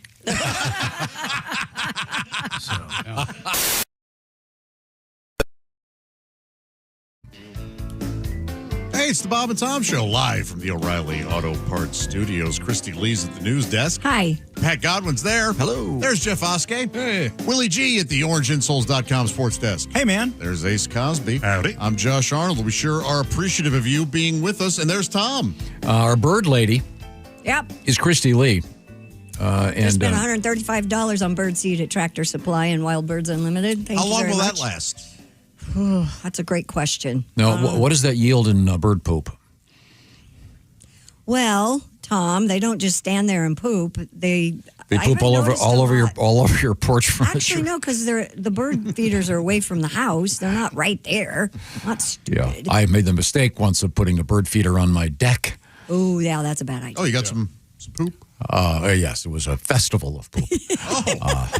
What's it called? The Scoville scale? What's the scale again? The Bristol stool scale. The Bristol stool scale, of course. Yeah, we learned about that earlier this morning. Lucky you if you weren't here for that. Oh, and if you are a birder, hummingbird feeders need to start coming out soon because they're migrating. They're close. They don't live here year round? No, honey. I had no idea. Got a letter here. This comes to us from Pamela. My son said, I couldn't think of the word bird feeder. I was talking to my son, and he said, the bird station watering hole. Yes. Great. That's all it is. And I said, oh, you mean the bird bath? I love watching bluebirds take a bath. They're so cute. Do any of them shower? No, they shower when they put the water above their wings and it goes over their head. Yeah. Really? Yeah. This is fascinating. They're just cooling off? Or? Yeah, but they're clean. They're shade. Okay. Yeah. Okay. Well, we'll go from birds to quite literally to bees. I did not know about this. This is a little bit of real science. I thought maybe you'd appreciate this. A new study out there reports honeybees dance better for bigger audience. Really? The precision of their so-called waggle dance fluctuates depending on audience size and who's in attendance. They do shake their butt. Have you ever seen it? It's very cute.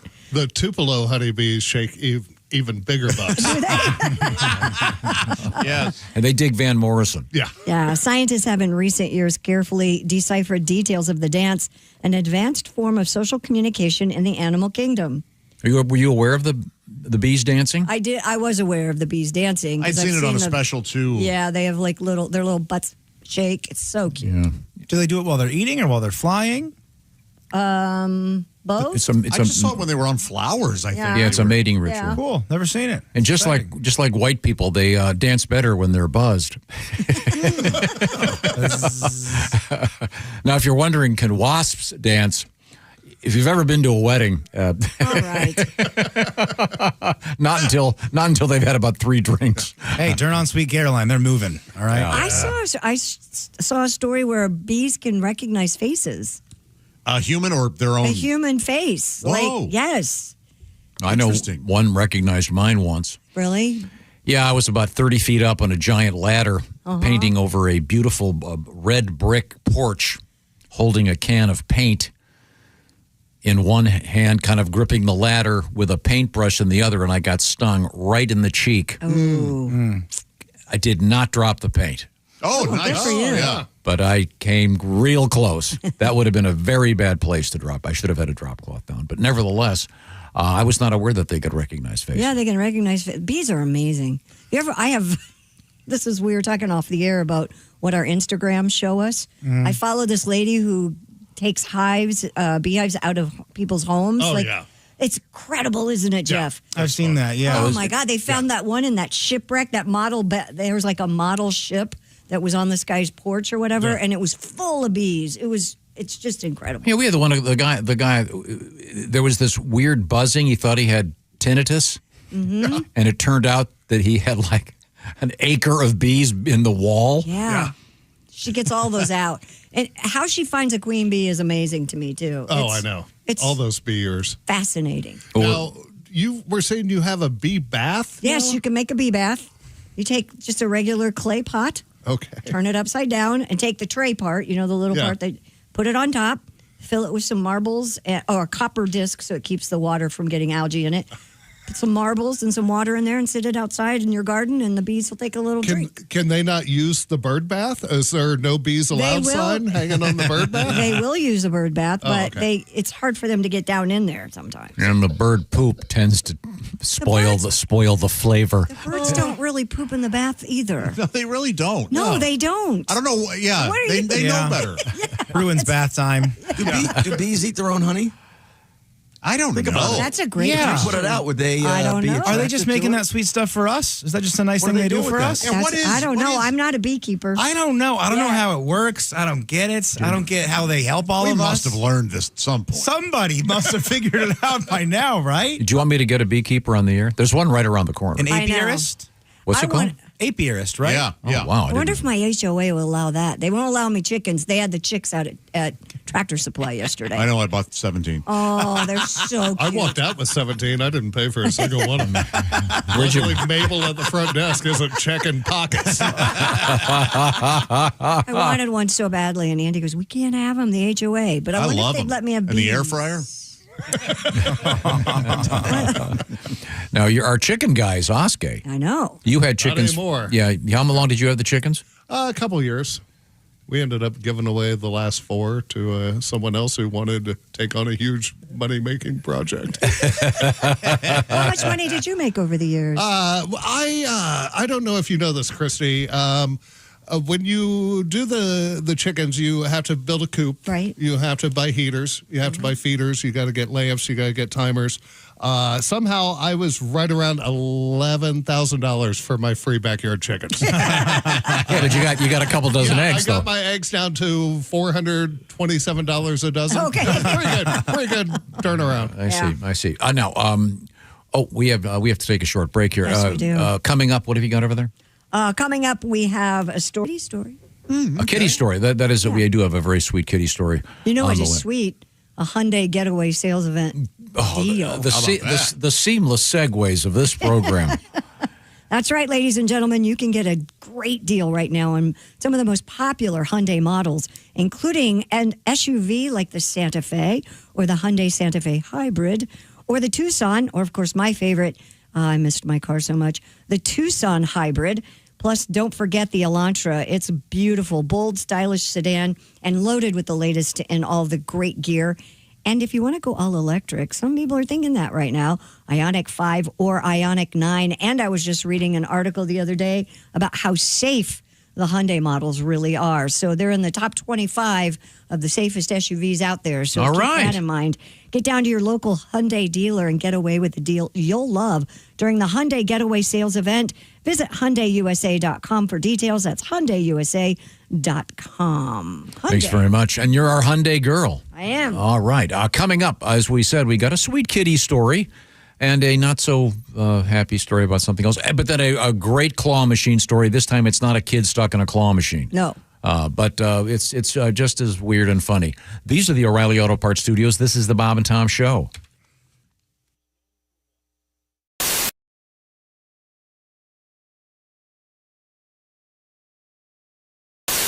Now. Is this it? No way. Can you answer the phone, please? Hello, Bob and Tom Show. They can hear you, Tom. Hello. Hey, bless you, boys. This is the Pope. Is that right? I guess I got a phone number sitting here. Frank left the phone number. It says a call Bob and Tom, and it has a number here. This is the Pope. This is Leo. Who this? This is Tom. That's Chick. There's Josh. Yeah, we got Jeffrey Christy. here, and now actually, interestingly enough, Pat was an altar boy. Yes, I was. Yeah. This is the Bob and the Thomas show? Yeah. Oh, this is too cool. I used to hear you guys sometimes in Chicago. Oh, nice. Yeah, well, great. I'm glad you listened. Yeah. Oh, this is Pope Leo. I don't know if you guys have heard. I'm a Pope now. Yeah. How about that? How amazing is it that? This is incredible. You got any changes Pat in mind? Godwin? Yeah. Pat Godwin is here, yes. Nice to meet you. Pat Godwin, hey, how you doing? Hey, I was thinking me and you, we could do a big hit song, you know? Yes, sir. I was thinking about this. You know the band of Cream? I do. They got that song, White Room. I was thinking we'd do There's The some white white puff. smoke, Oh, and I'm Pope now. Ain't that crazy? I hate that crazy. You're an American Pope. How about that? Oh, yeah. Grand Funk. You're I'm an an American Pope. Good Pope. I got a big old hat. You're gonna see me do that. We'll work on it. Very nice. How about Sweet Pope Chicago? These are all great songs. No, I don't like that one, Tom. Well, there's a new TV show coming up, Chicago Pope. Chicago Pope. Yeah. What do you think about that, Pope? What's that coming up? Chicago Pope. Instead of Chicago Hope, Chicago Pope. Oh, that's an old TV show, right? It's all about you, Your Highness. Are you going to make any Americanizations of the Vatican or anything? No, we don't want to do anything too drastic, you know. But I'm thinking what we might do. We might maybe we have a pro baseball team, huh? Come from the Vatican. You like that, huh? Yes. Yep. Have they already used the name of Cardinals? Can we use Cardinals? They that is out there already. Yeah. Oh, doggone it! I guess that's no good. How about Padres? Oh, wait a minute. The Padres. That's already also used. taken. Sorry. Okay, sorry. I am gonna. I gotta change out the Popemobile. You know. Oh.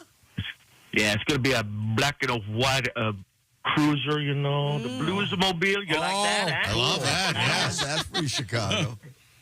Everybody thought, oh boy, a Pope from Chicago. This is no good. He's gonna blow it. This is gonna be so stupid. It's gonna be, what's his name gonna be? Pope Ditka? No, it's not Pope Ditka. Not gonna be walking around going, the Bears. Hey, how about the Bears? That's right.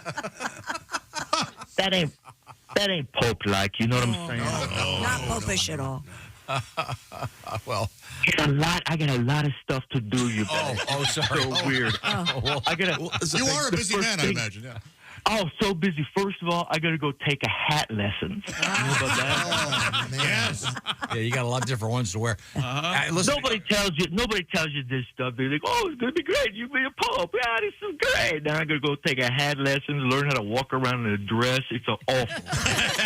did you get to sleep in your new place last night?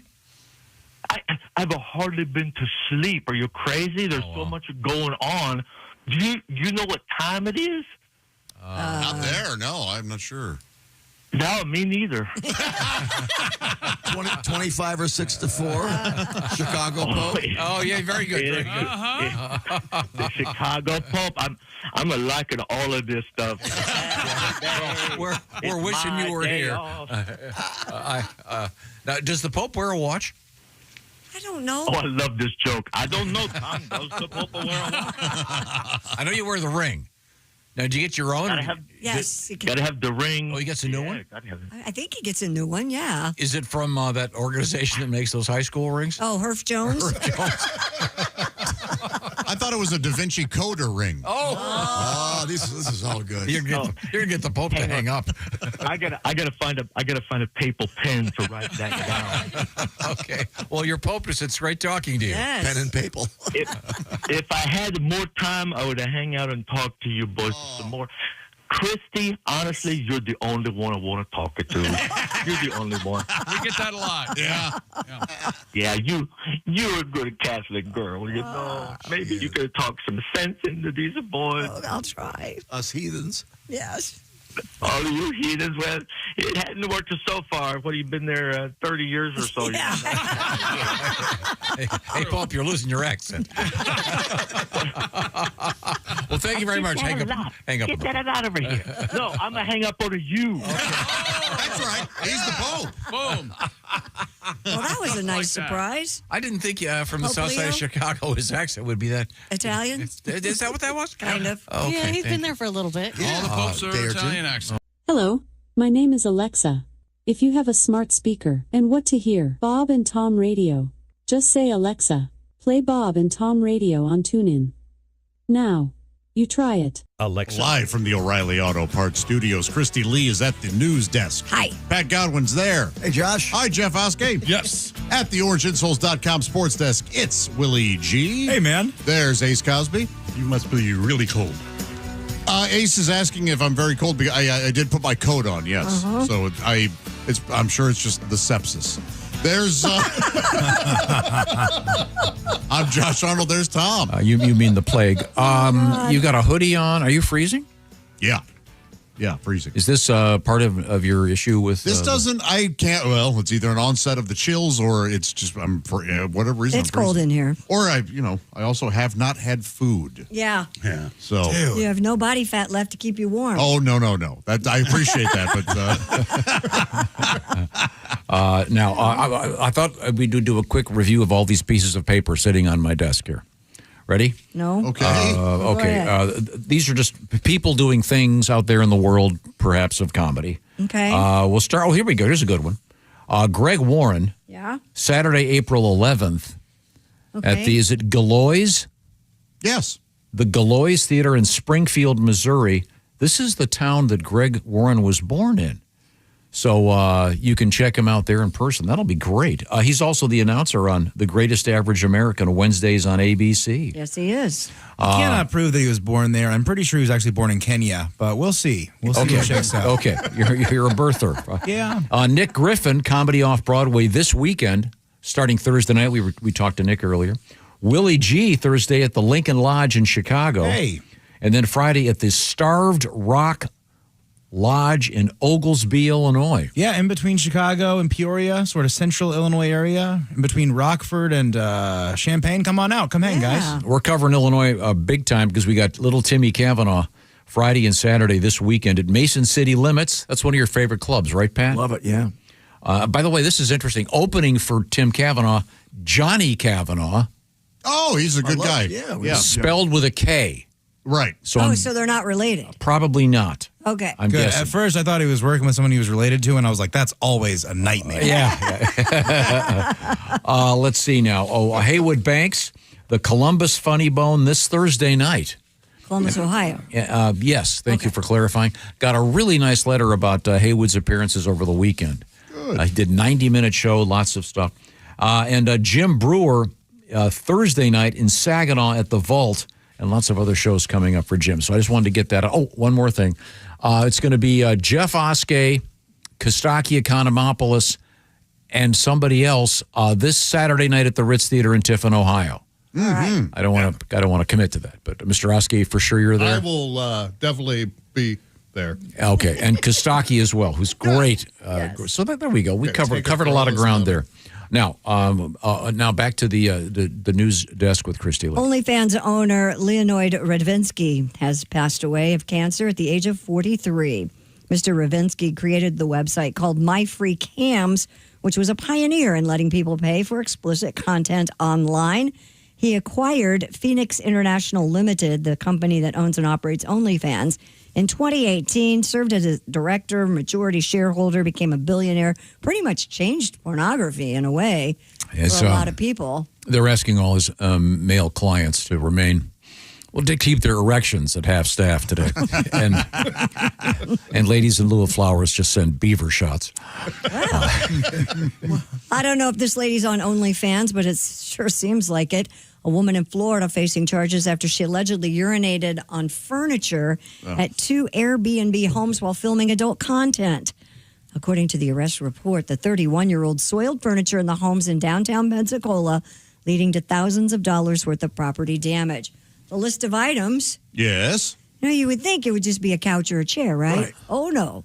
Let's see. A typewriter, coffee maker, toaster, television, record player, bedding, and an antique chair. We're all peed on. Uh-huh. Now, do you set up a tripod, or do you have to have a buddy come over and film? Either way. Like a director? Hey, there's a typewriter. Let's give that a quick cleansing. Gosh, did someone request that? Yeah. Is that how that works? Or she just knows, hey, these guys are going to want to see me pee on whatever I can. Yeah, you got to get specific. You got to go to like garage sales and pick up random stuff. Ugh, that's crazy. It says she bills herself as, I'm quoting here, the pee queen of Fansley. Fansley. What's Fansley? It's like an OnlyFans competitor that I know nothing about. What were you saying? Yeah.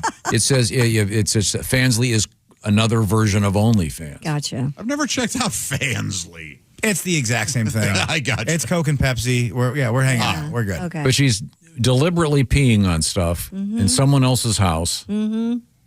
Yeah. Well, you don't want to stink up your own place. Well, I mean, I think, say someone, Pat, went to your apartment. And they peed all over it. I would know, and they'd be in trouble. You'd I'm saying you might recognize we've had a news story about pornos being shot at somebody's house, and then they recognize. Oh, yeah. Oh, you're right. Yeah. They see their family photos in the corner of, they went to watch All Hands on Dick, and all of a sudden their family shot in. There's a great scene that in that exact scenario almost in Emily on Paris's current season that is just shocking. It's like, really? Yeah, the woman goes, "Oh, that looks just like the bathroom wallpaper I have." Yeah, it's Man, I have no idea what that show's about. I thought that show was about a girl that played chess, but I guess they're doing that in that show. Emily in Paris? Yeah, I have no clue what that show's about. She's a girl that moves from Chicago to Paris But and works in journalism. Isn't that the one the star is Phil Collins' daughter? Yes, Lily Collins, yes. Wow. Yeah. Do you have can you get the rim shot ready for this? Give me a second. Okay, go ahead. Apparently, it wasn't the girl's fault. She thought she had rented from an Airbnb. Oh, yeah. Wow. Oh, not good enough for failed to mention, huh? Now, again, this lady's peeing all over things, but what was the list like? Typewriters and Coffee furniture. makers and toasters, yeah. Deliberately peeing on them, but filming it. Yes. I wish she would have electrocuted her. And it's on Fansley, it says. Mm-hmm. Okay. I hear her streaming numbers are great. That is just really disgusting. But I wonder if Willie's right. I mean, I wonder if people write her letters. I bet you can even request what she drinks. Yeah. I bet you can say, absolutely. I want you to have a Gatorade Zero, Glacier Ice flavor, and then 2 Sprite Zeros. Yeah. That's where all the money is, the customs. Mm-hmm. Is it true that you pee green if you drink that green beer on St. Patrick's Day? Is that a thing? I don't know. I don't drink green I don't know, beer. but if I'm willing to experiment if you need me to. I know if you drink a bunch of Welch's Great Pop, you poop green. Oh, yeah. That's right. Yeah. Yes. Yeah. I know if you drink enough had to go all champagne. the way to MedCheck to find that out. Well, Drink enough champagne, it bubbles. Oh. Your pee. what was the thing? There was a thing a few years ago. I want to say it. I think it was Burger King. Oh yeah, where it they was had the black black buns. hamburger buns, and it yielded a stool that was some weird color. It was green. Yield a Monster Whopper per se.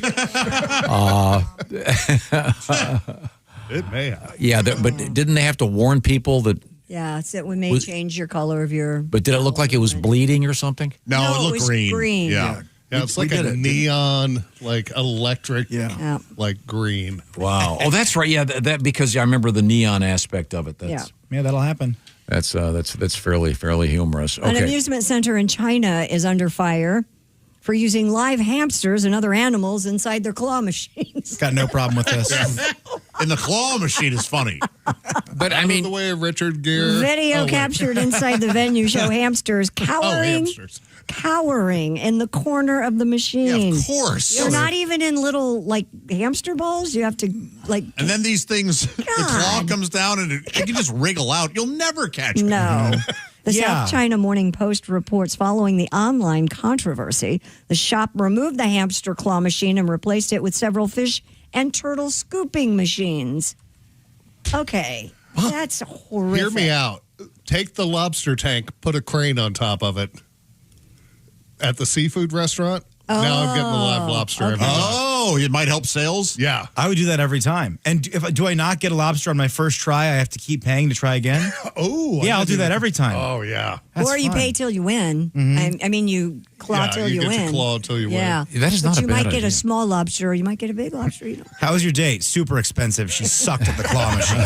Sold $500. We usually get the story of the kid stuck in the claw machine. We just had another one a couple of weeks ago. So this is a interesting variation. But it's hard enough to get a stationary stuffed animal in those things. Yeah, I watched that over the weekend. A guy did it. Boom. He got it? Yeah.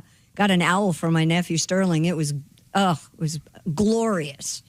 He was great at it. No kidding. Yes. Aren't those things rigged? No. I mean, you just got to know, apparently, there is a secret to There's it. a trick to it. You got to have your buddy line up on the side, and then you want to make sure the claw is actually moving while it goes. You gotta sort of hit it to the right, then you push the button. Then as it sways, it can grab something on the other side. Oh. But usually, you spend $80 to win a $3, Yeah. whatever, stuffed animal. But a hamster and a claw machine. That is terrible. Yeah. How would it not, squish it? Yeah, you need something bigger like a guinea pig. Yeah. Or like Then the weight would fall down because the claw wouldn't be able to hold it. And it sounds like one of those old Southern sayings. I was scared as a hamster in a claw machine. There was. I'm damn darn tootin'. Madder than a wet hen when I couldn't get one.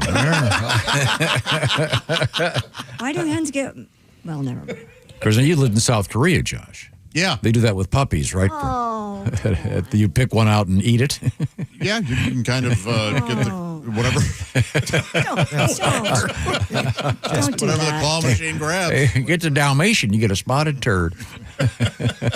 Spotted turd. That was kind of a nice little bow, and it did relate back to what we were talking about earlier. I tried. Don't you dare defend that. Oh no, I was gonna say I didn't care for it, but well done. Authorities in California helped rescue 3 kittens that were found in a car engine. The Los Angeles Palmdale Animal Care Center said a member of the public came in because they heard meowing coming from under the hood of their car. Officers were called in and were able to pull each kitten out of the engine unharmed. I tell you what, this engine purrs like a kid. Oh, my God. But they were a little dirty. The kittens have been placed in a foster home while they recover from their bumpy ride. Aw. I hope they give them all little car names. Hi, little Bronco. Hi, little Mustang. That'd be cute. That's sweet. Where was this? In Palmdale, California. My great aunt used to live there. Oh, that's where Afro Man smoked weed in that song. Oh, yeah. He was in West Palmdale. Palmdale. Now we know, guys. So what names would you give them? Car names? Like Bronco or Mustang or Ultima. How about you could do piston, diesel, then for the youngest, hybrid. Great. Yeah, it's fun. It's more recent, you see. Sure. Christy is driving hybrid. Very good, very good. Scientists have identified a probiotic derived from kimchi that can help the body Yes. swoop out microplastics. What? No kidding. This is Can you recycle those? Yeah, they make them into straws. Oh, okay.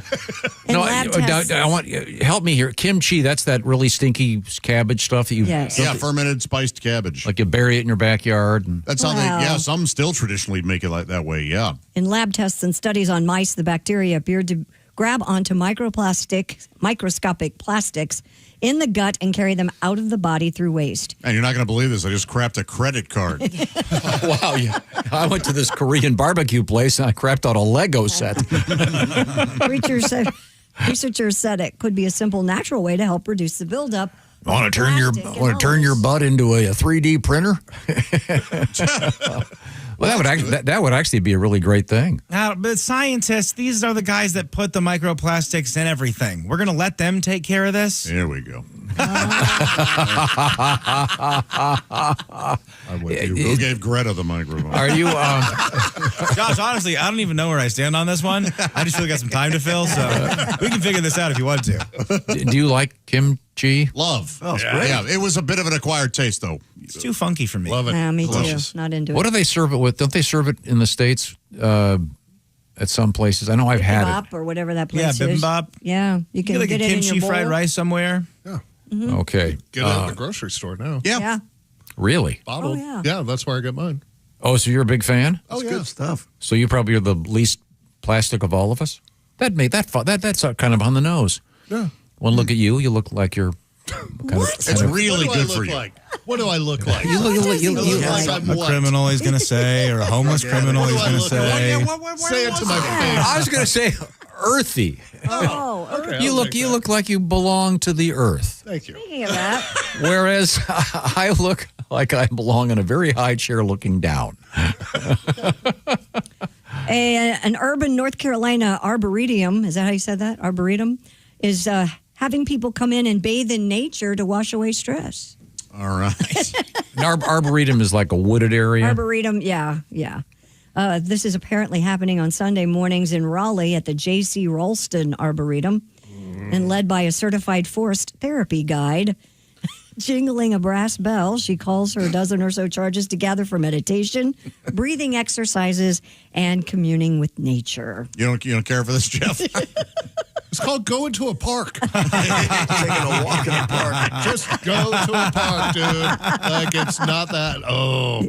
Yes. How I haven't dated this chick, I don't know. The nature bath has been known to reduce stress, improve mood, lower blood pressure, and boost your immune system. This does sound like a very dumb thing that if someone made me do this, I would absolutely enjoy it. Really? I would 100%. I know. You get there and it's like, oh, this is so relaxing. So how does it differ from just going and walking around in the woods? Well, there's a guide with the bell. meditation, Guided, a guide with the guide. They bell. can charge. A lot you of for people it. like guided meditation. Yeah, they do. Really? Yeah. You got some irritating guy going, okay, breathe. Well, they don't find them irritating. Yeah. I'm supposed to breathe. I was just going to stand here and hold my breath. No? Yeah, this is not. Not for you. How can you be cynical about relaxation? But I mean, He never relaxes. You know that. No, I saw him relaxed one time. When? He sat in a chair. We were in Colorado. It was nuts. He sat in a chair. He made a big noise when he got in there, and then he just stayed there for about an hour and a half. It was crazy, you guys. Truly, this is the only time. I'm not like trying to be funny right now. it's just sitting there. It was nice. Nice. Yeah. You should do that every day. I ended up going on and buying a bunch of stuff on eBay, so it's really relaxing. Oh, you were on your phone the whole time? Of course. Buying vintage ski that's not jackets or relaxing. something. I was looking for some more vintage ski jackets for the boys. Yeah. Okay. One more in my family's got a whole set. I think Josh and Ace are the only two guys who know that don't have one. I'll keep looking for you guys. Okay, thanks. Oh, you're welcome. Right now, I want to talk about Simply Safe. Simply Safe is a big winner. It's a home security system, and I was going to say there's one. We use it right here, so it's more than a home security system. It's been voted #1 in customer service again by both Newsweek and USA Today this year, and then also named Best Home Security System by U.S. News and World Report. And their customer service also ranked #1. Simply Safe. What's it all about? Well, they've been growing over the years, and they've got something new out there called Active Guard Outdoor Protection. What am I talking about? Well, it's taking advantage of AI. You hear a lot about AI. Simply Safe is using AI-activated cameras that know when there's something going on. They see motion. They start following you around, and they're professional monitors that can say, hey, wait a minute, this is not cool. They can detect suspicious activity and call the cops, or they can alert you, however you want to set it up. So by the way, you can set up Simply Safe on your own, or you can have them help you out with the placement of cameras, alarms, etc. And don't forget smoke detectors, very important, not to mention carbon monoxide detectors, depending on the nature of the way your house is set up. All this stuff is really important, not to mention peace of mind, which you can't ordinarily buy, but you can with Simply Safe. Check it out by going to simplysafetom.com. And I urge you to do it that way because right now, Bob and Tom Show listeners can get 50% off the new Simply Safe system with professional monitoring. Find out what I'm talking about. Visit simplysafetom.com. I'd like to say there's no safe like Simply Safe. simplysafetom.com, and check out the Active Guard outdoor protection system from Simply Safe. Coming up, Christy Lee, what's happening over there? Coming up, we have a meteor that hit a house or near a house in Houston. We'll talk about We've had two. We had the one in Cleveland just a few days ago. I know. Now this meteor goes through the roof in Houston. Is there a meteor season? Maybe. Yeah, we'll find out about that when we return to the O'Reilly Auto Parts Studios. This is the Bob and Tom Show. Just gotta get a hold of us? Call, text, or email. Get all the contact information you need at bobandtom.com. This is the Bob and Tom Show.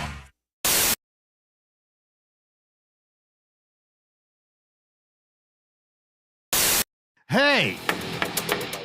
You still don't have orange insoles? Do you walk? Do you stand?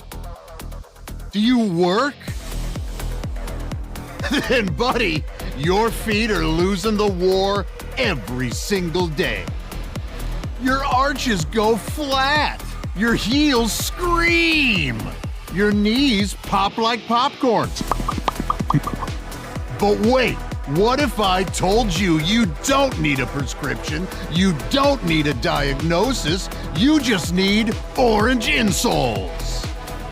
Rigid arch support that does not collapse. Deep heel cup for shock absorption. Built strong for work boots. Comfortable enough for everyday shoes. You upgraded your tires. You upgraded your mattress. Maybe, just maybe, upgrade what you stand on every single day. Orange insoles. If you have feet, you qualify.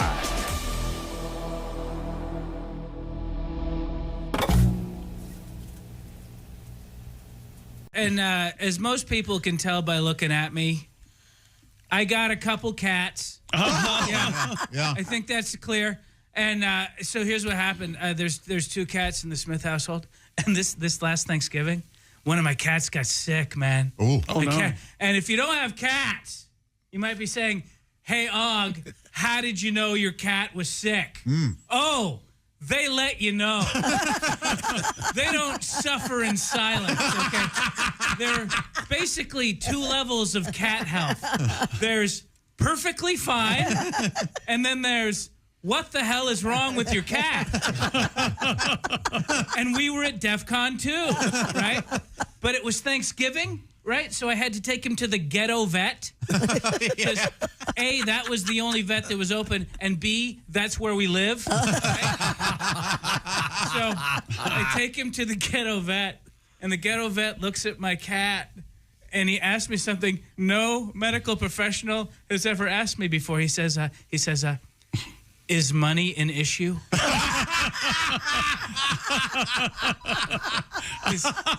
Is money an issue? Well, let's see here, Doc. I'm parked illegally at the Smart and Final across the street because your only two parking spaces are currently filled with broken refrigerators. So, yeah, I'm going to go ahead and say money is probably an issue today.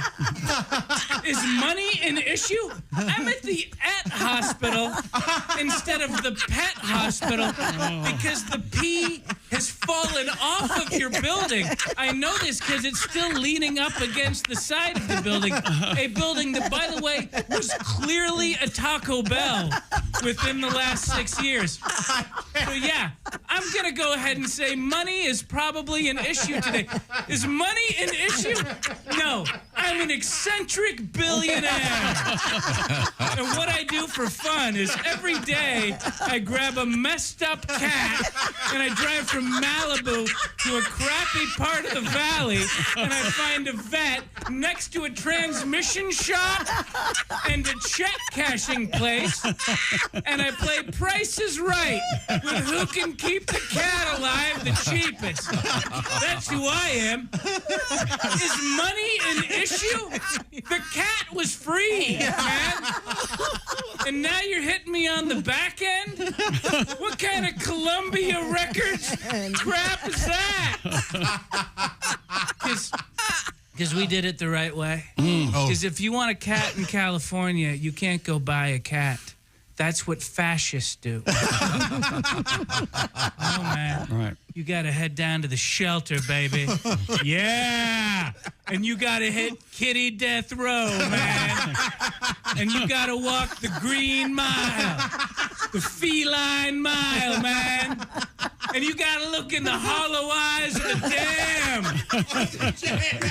And you got to pick yourself out a street cat, man. Yeah. You need a cat that was born behind a dumpster in a driving rainstorm, quickly abandoned by its family that had to fight for every morsel of food it's had up until that very moment. Because who doesn't want a house pet with severe PTSD for the first couple years of owning it? Who doesn't want a cat that goes every time you enter a room? Who doesn't want a cat that swipes at your face every time you take a nap on the couch because you represent the man that did the bad thing? Who doesn't want a pet that views you as the enemy constantly? Look, and here's the thing. I ain't the Innocence Project, man. I didn't walk into the shelter with a DNA swab that proved my cat's innocence. No. Whatever my cat was on death row for, he did that stuff, man. My cat is guilty, and I'm just putting him back into the public. No rehabilitation. And how do I know that's even a cat? I saw this movie where these people adopted what they thought was a kid, and it turned out to be like a 30-year-old Serbian woman, right? This happens all the time. You think you get a cat, and it turns out to be an escaped lunatic from Eastern Europe. It happens so much that they make movies about it. Anyway, the point is, the cat's fine, and it costs $238. Okay. That was the number we decided on. There was a negotiation. You got a flight. Yeah, I think so too. I think 238 is a steal. Yeah, they're pretty good. Yeah.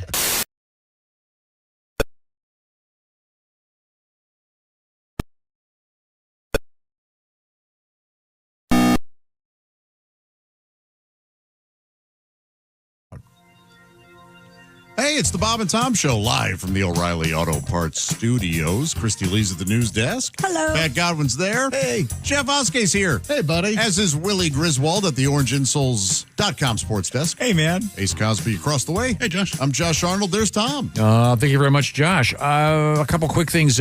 Your bracket busted, of course. Yeah, by now. Well, Orange Insoles was glad that you entered the contest, but they say, hey, look, it's not over yet. What we're going to do is, how about giving away a 4K TV? Details on this delightful television from Orange Insoles by going to bobandtom.com/contest. Also, on our website, we have our pop-up store is currently popping, and check it out. We got some cool stuff, including a nice set of charity shirts that are out there to benefit a great little charity called Brave Gowns. They sew little superhero capes and suits for kids in the hospital. Now, Christy Lee remains at the Bob and Tom news desk. What's happening? A meteorite crashed through the roof of a home near Houston, Texas over the weekend. KHOU TV reports the space rock tore through the roof of a two-story house, hit the floor in a bedroom where it ricocheted and struck another part of the ceiling.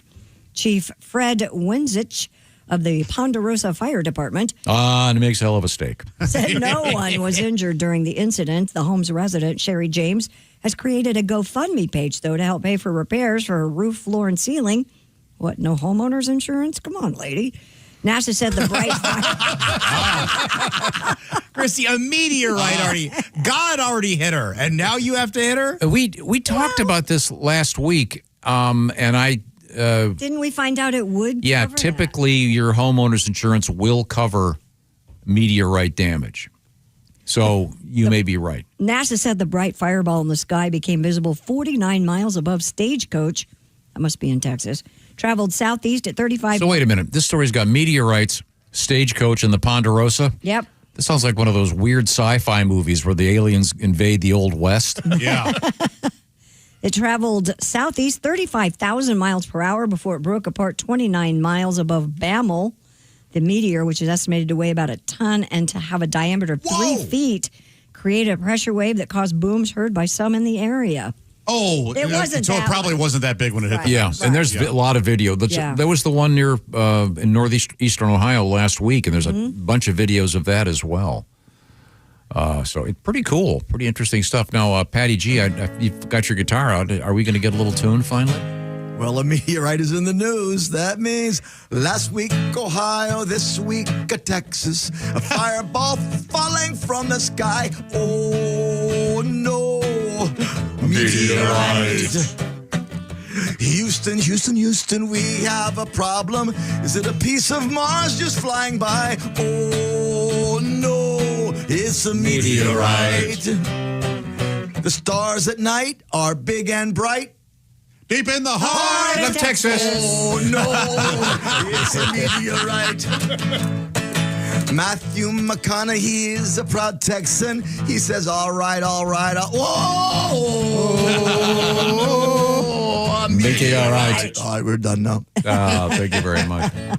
I got another story that I will say right out front. The story is that the story is not true. Okay. We had one of these. We had one a couple weeks ago that had been circulating on the internet about a trapeze artist. Remember this? That allegedly had a gastro problem and all over the audience. Squirted the audience with his diarrhea. You weren't here for that? Thankfully. But we only did the story to say that this is not real. If you encounter this, don't waste your time. Same thing on this one. And this one is so dumb, I don't know how anybody could believe it. It's a viral story. The story states a Florida man was kidnapped by dolphins. Oh, yeah. Did you see this thing? Yeah. The essence of the story, it said, the man was found sunburned and disoriented. He told sheriff's deputies he had been taken against his will by a pod of dolphins that forced him to work on underwater construction projects for 3 days. It was really tough. They had a ransom note, and it was just a bunch of magazine cutouts of the letter E. It was brutal for the family to receive. I mean, how could you imagine? Chilling. Although it was refreshing to read a kidnapping story where the guy doesn't just focus on the anal rape. You know, typically those stories. Well, you don't know what the dolphins did. Have you ever? No. He said he was working construction. Yeah, well. That's the cherry on top of the show today. See, I thought that would be a nice. Unlike the way these stories usually. That's the hardest he's laughed all morning. I know, right? I know. See, no, usually, how awful. I'll talk to you, Pat. As you know, when you think Pat wants you get the alien abduction, it's always they always do some kind of. Okay, you have to say because you said kidnapping, and that is a different. If the joke is alien abduction, we're in on. Well, the aliens are kidnapping you. And you always hear about the anal probe. Well, look, the word kidnapping suggests a child was napped. All right? No, napped a kid. No, you can kidnap an adult. Oh, boy. Your setup was... I didn't know you were so literal in your lack of flexibility in the way you interpret this gold comedy is really upsetting to me. We'll polish it off. These are the O'Reilly Auto Parts Studios. This is the Bob and Tom Show. Thanks for listening to the Bob and Tom Show this week.